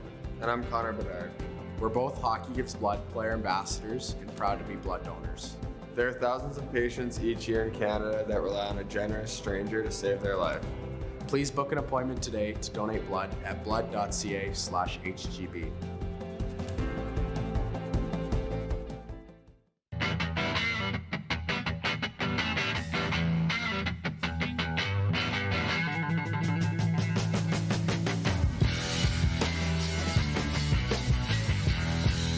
business owners and marketers. Okay, we know you think we're pretty cool. That's why we want you to share in the coolness factor. Partner with The Rod Pedersen Show and market your business every weekday to sports lovers just like yourself. Take advantage of our many cost-effective commercial and promotional opportunities. Tell the world about your business. Yes, the world. Thanks to Game Plus TV and the Rod Pedersen Digital Network. Contact us today and find out how you can be a part of Canada's fastest-growing sports talk show, The Rod Pedersen Show. Oh, yeah, he's back. Time for more of the Rod Pedersen Show.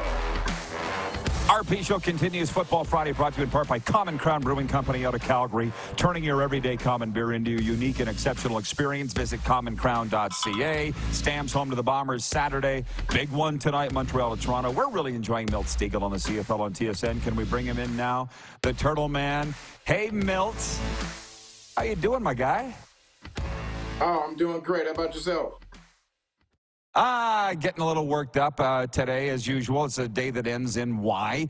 Do you have thoughts on last night's Elks' last-second loss to BC? The latest loss before we move on to tonight's marquee game of the week, I think, in Toronto? I mean, like I said on our Sports Center hit, they're going into the bye week, so I believe there'll be some major changes done within an organization. And I hate to say that, but they can't stay on the same path they're on right now. They got to do something different. I'm with you, man. It's year 4 for Jones. But you are the football guy of all football guys. The football guys are saying to me, they're getting better. They can't fire Jones now. What do you say to that? How are you getting – you're still losing. You're not getting better. You're just finding different ways to lose. It doesn't matter how you lose. The fact that you continue losing basically, assumes that you have to do something different. You can't stand pat and think you're going to get different results when you've been getting the same results for all these years now. So, no, they're not getting any better because you're losing. I agree with you, Milt. So tonight, your guy, Jim Barker, admitted, he said he won't say this on TV, but he's cheering for the Argos tonight because he doesn't want to see the Owls win a 9th straight game and break a franchise record. This is a doozy tonight, man. This to me is the game of the week. Oh, without a doubt. We have 2 undefeated teams. I don't think Toronto has lost a home game in 11 games or something, 9 games. And then, Montreal Awards, they've won 11 straight, including last year, regular season, and the playoffs and the Grey Cup in the first 3 games this year. And Cody Fajardo is playing some MOP-type football. Yes, a lot of us have disrespected him in the past, but it's time to stand up and say this guy is playing the best football of his CFL career. How do you look at it if you're the Argos? Measuring stick? Because you're going against the best? Or, there's a lot of things I'll be looking for tonight. That, and if Cameron Dukes is the next one. Because, Milt, let's be honest, he's kind of making people forget about Chad Kelly. Yes, he is. Yes, he is. But the thing we have to look at, he hasn't been asked to actually do a lot. They've had a great balance with that running game. Don't get me wrong. He's been the quarterback, and he's played well. He's done what they've asked him to do. But let's see if the running game is not doing well. If this team is down and they have to throw the ball, can he get it done then? That's the true measuring stick. That's the time I want to see if he's the man then. If that happens, then we'll truly say that, hey, when it's time for Chad Kelly to come back and this team is 6-3 or 7-2, you don't insert him back into the lineup. You let this guy ride it out because he's been doing a great job. So it's going to be an interesting game, as I just mentioned. Fajardo is playing great. Dukes is playing okay, and that running game's been going well. So this is definitely the game of the week. Yeah, I think it's going to be fantastic. However, we got a lot of viewers in Winnipeg and Calgary, and they will say that's the game of the week on Saturday. And let's be honest, Bomber fans want your take. They probably heard it already, but I haven't, on the 0-3 Bombers, Milt. What do we think? Well, they're in a tough situation, and it's not the fact that they're 0-3. It's the fact that they got how they got here. It's offensively. I didn't think they would make this much of a drop-off from last year. I knew there would be some drop-off because of age, and they lost some people, but the fact that they are where they are now offensively, that's a concern. And now they don't have two of their best weapons on offense now, and Lawler and Sean. Understand Sean may be out for the entire year. Offensively, offensive line, they're allowing Zach to get hit. And when you're that old, you continuously get hit, that's going to be a problem. So they have some issues that they need to get resolved and they need to fix. And the main thing they need to come away with a victory. Regardless how it happens, they need to come away with a victory because 0-4, something they haven't done since 2012, and there will be some big concerns going on in Bomberland.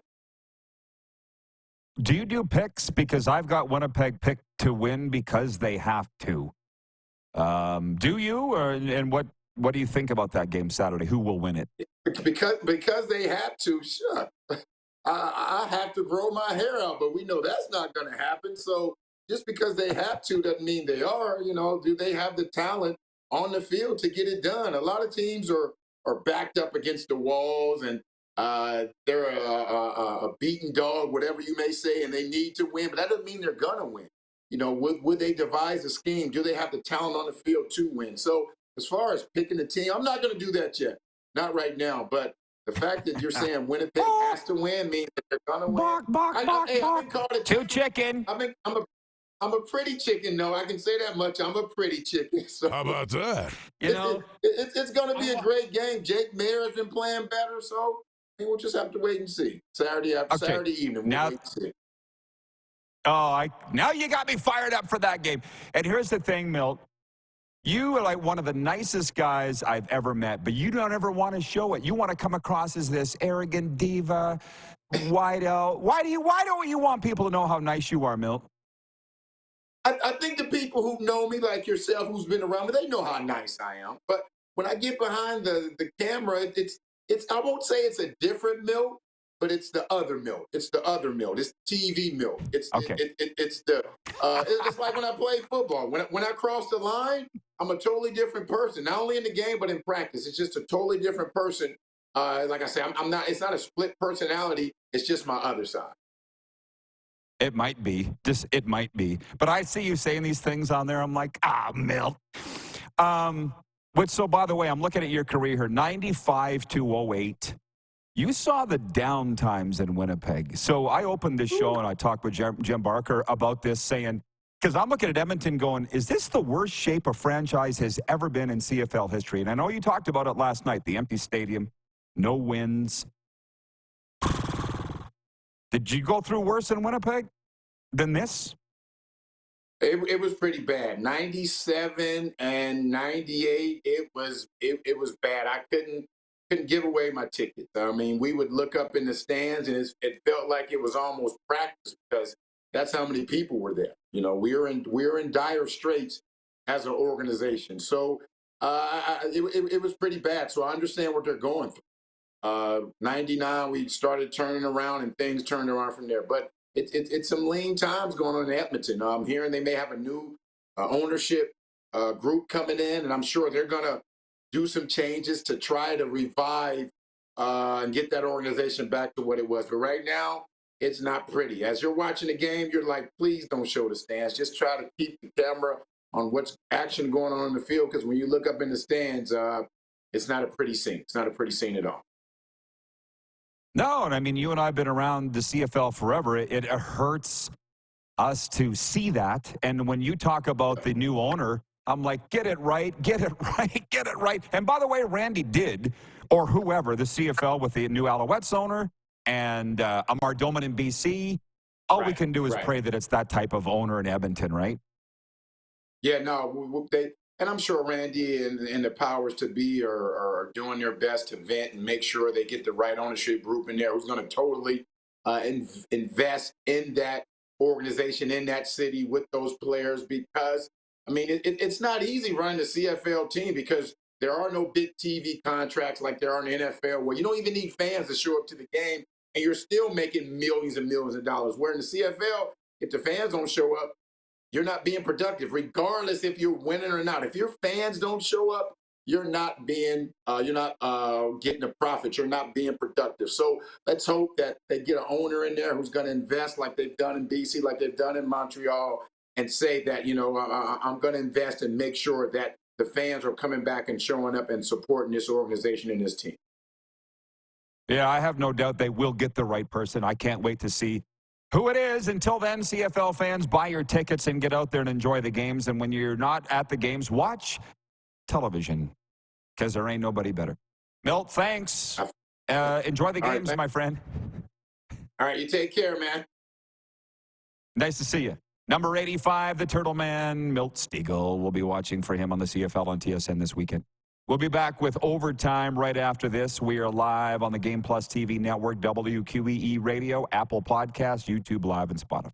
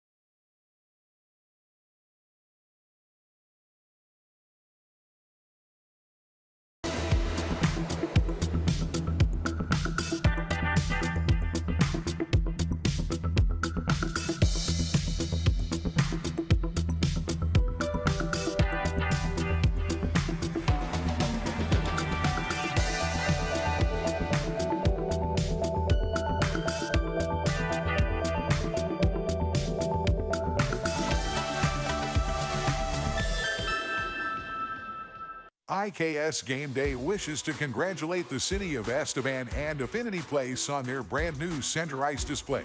This state-of-the-art score clock features 5 LED faces with full motion graphics, scoring integration, and our new Halo mounting system.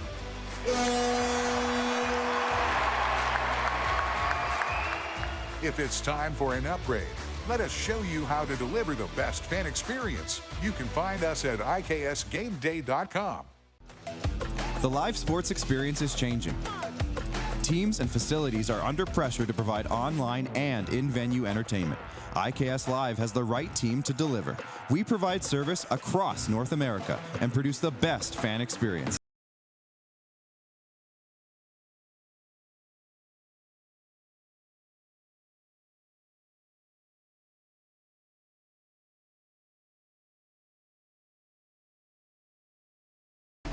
Hi, my name's Logan Stegall. And I'm Connor Bedard. We're both Hockey Gives Blood player ambassadors and proud to be blood donors. There are thousands of patients each year in Canada that rely on a generous stranger to save their life. Please book an appointment today to donate blood at blood.ca/HGB. Text 902-518-3033. 902-518-3033. Pick up your phone and text RP, that's Rod Pedersen. Text 902-518-3033.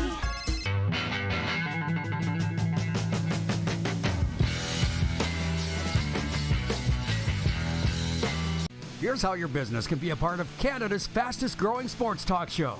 All you have to do is contact us, and we will tell you all about the dynamic and exciting marketing opportunities we have, utilizing a fully integrated 360-degree multi-platform. Imagine your business seen and heard across Canada on Game Plus TV and around the world on the Rod Pedersen Digital Network. You will use one of the most overused expressions in sports. You gotta be kidding me. Get your business involved. Contact the Rod Pedersen Show today. You got something to say? You want to add to the show? What are you waiting for? Don't just sit there. Say something. Now, back to the studio with Rod. Back on the RP Show, it's Overtime. It's brought to you by our friends at Overtime Hockey Lanes in Calgary. They got their summer camps rolling, and they're asking you to sign up online, okay, at Overtime Hockey Lanes in Calgary. Something to do for the kids. Grandparents, you're in charge of the kids for a week or two. Take them down Overtime Hockey Lanes. Tell them Rod sent you, okay? Actually, that would be great if you did that. You heard about Overtime Hockey Lanes from the RP show. Tell Randy and Michelle that. And we're back partners for another year. I appreciate you for doing that. 28th Street Northeast in Calgary, where skill and fun collide. Before we get back to the football, and we got some great comments come in from our audience today, and I hope you've had as much fun as I have. It is a day that hockey fans, for a couple reasons, have been waiting a long time for. Sidney Crosby, Connor McDavid, and Nathan McKinnon have never played for Team Canada before. Same for Austin Matthews, Jack Eichel, and Matthew Tkachuk for Team USA. That'll change next year at the Four Nations Face-Off. That is the hockey tournament being held February in Montreal and Boston. The Four Nations Face-Off. U.S., Canada, Sweden, and Finland. It's like the old Canada Cup in the 80s. USA Hockey chose Austin Matthews, Jack Eichel, Matthew Tkachuk, along with Quinn Hughes, Charlie McAvoy, and Adam Fox. Just 6 players named for those 4 countries today. Hockey Canada went with Sidney Crosby, Connor McDavid, and Nathan McKinnon, along with Cale Makar, Brad Marchand, and Braden Point. Finland, by the way, there's a heavy Florida Panthers contingent to this. They've got Finland going with Panthers captain Alexander Barkov. Hopefully he's sobered up by then. Along with Mikko Rantanen, Sebastian Aho, goalie Juicy Saros, and defenseman Miro Heiskanen and Esa Lindell. By the way, we talk about the Panthers partying on the Cats and Bolts podcast. It's live now. Check my socials for it. It's pretty good with Bill Lindsay. The party's still going on and will well into Sunday for the Panthers. Sweden named forwards Mika Zibanejad, William Nylander, and Philip Forsberg, plus D-men Victor Hedman, Erik Karlsson, and Gustav Forsling. Forsling, of course, from the Florida Panthers. There's a lot of Panthers on there. Every time I look down, there's another one. And also, we learned today that Steven Stamkos is going to go to free agency come Monday, July 1 in the National Hockey League, which is not good news for Lightning fans. And I guess it's a thing where, why not? He doesn't feel loved, I guess, in Tampa Bay. That's the sense. Been following that story all winter. It is what it is. And then, the other reason everybody's so excited about today, North Vancouver's Macklin Celebrini is expected to be chosen by the San Jose Sharks with the first pick in tonight's NHL draft in Vegas. Celebrini led Boston University with 32 goals, 32 assists, and 38 games last year, and was the Hobie Baker Award winner. Sports update is for Landmark Cinemas. Mondays are Seniors Day at Landmark Cinemas. Get more of the movies you love every Monday for less. Seniors enjoy 20% off the posted seniors admission price. And to sweeten the deal, 20% off at the concessions too. So make Mondays your movie day because a great deal never gets old. Check your favorite Landmark Cinemas for showtimes and pricing. Also brought to you by the Saskatchewan Rattlers pro basketball team playing out of SaskTel Center with former NBA Raptor Jalen Harris. They're home Saturday night to the Niagara River Lions, and looks like I'll be heading up for that game. I'm looking forward to that. So to the comments we go. For the rest of the way here in overtime, 902-518-3033 to text us on the YouTube feed. Everybody's saying goodbye. We still got 4 minutes left, everybody. That's a long time. Carlos in Indianapolis says, great show, everyone. Love the stories, the Rods rant, the conversations, and I hope your teams do well this weekend. I'm sorry that I lost my composure, but it's Jeremy in Winnipeg. He watches this show regularly. I'm not mad at Jeremy in there, but he's like, he says the Red Wings are cleaning up Ken Holland's mess. And he went on to say he won 3 Stanley Cups without a salary cap and 1 Stanley Cup with a salary cap. And you know how hard it is to win 1 Stanley Cup? He won 4? And we're sitting here talking about how he left? John in Kansas City says it's only a matter of time before a change is made with the Elks. It has to be the end of the line for Chris Jones. The quote from Milt Stegall, watch for the meme later. You're not getting better. You're just finding different ways to lose. Milt is very good on there. And I don't quite understand because the boys will concur. What you see is what you get here. With Milt, he's on there saying these arrogant things. He's so braggadocious. I'm like, Milt, you're not that, Milt. You're the nicest guy in the world. You got a heart bigger than Lake Winnipeg. Why don't you want to show that? He doesn't want to show that. I know it's up to him. Monty in Saskatoon says, what are your plans for the long weekend? Well, thank you for asking, Monty. Tonight I'll be watching a little CFL football, Toronto, Montreal. Saturday night I'm going up to the Rattlers game. Sunday, visiting family, and Monday we got a Millers game here. I'm not even sure who we're playing. The boys are starting to show up. I bet you if I yelled at them and asked who we're playing Monday, they wouldn't even know. They're showing up to work out here right now.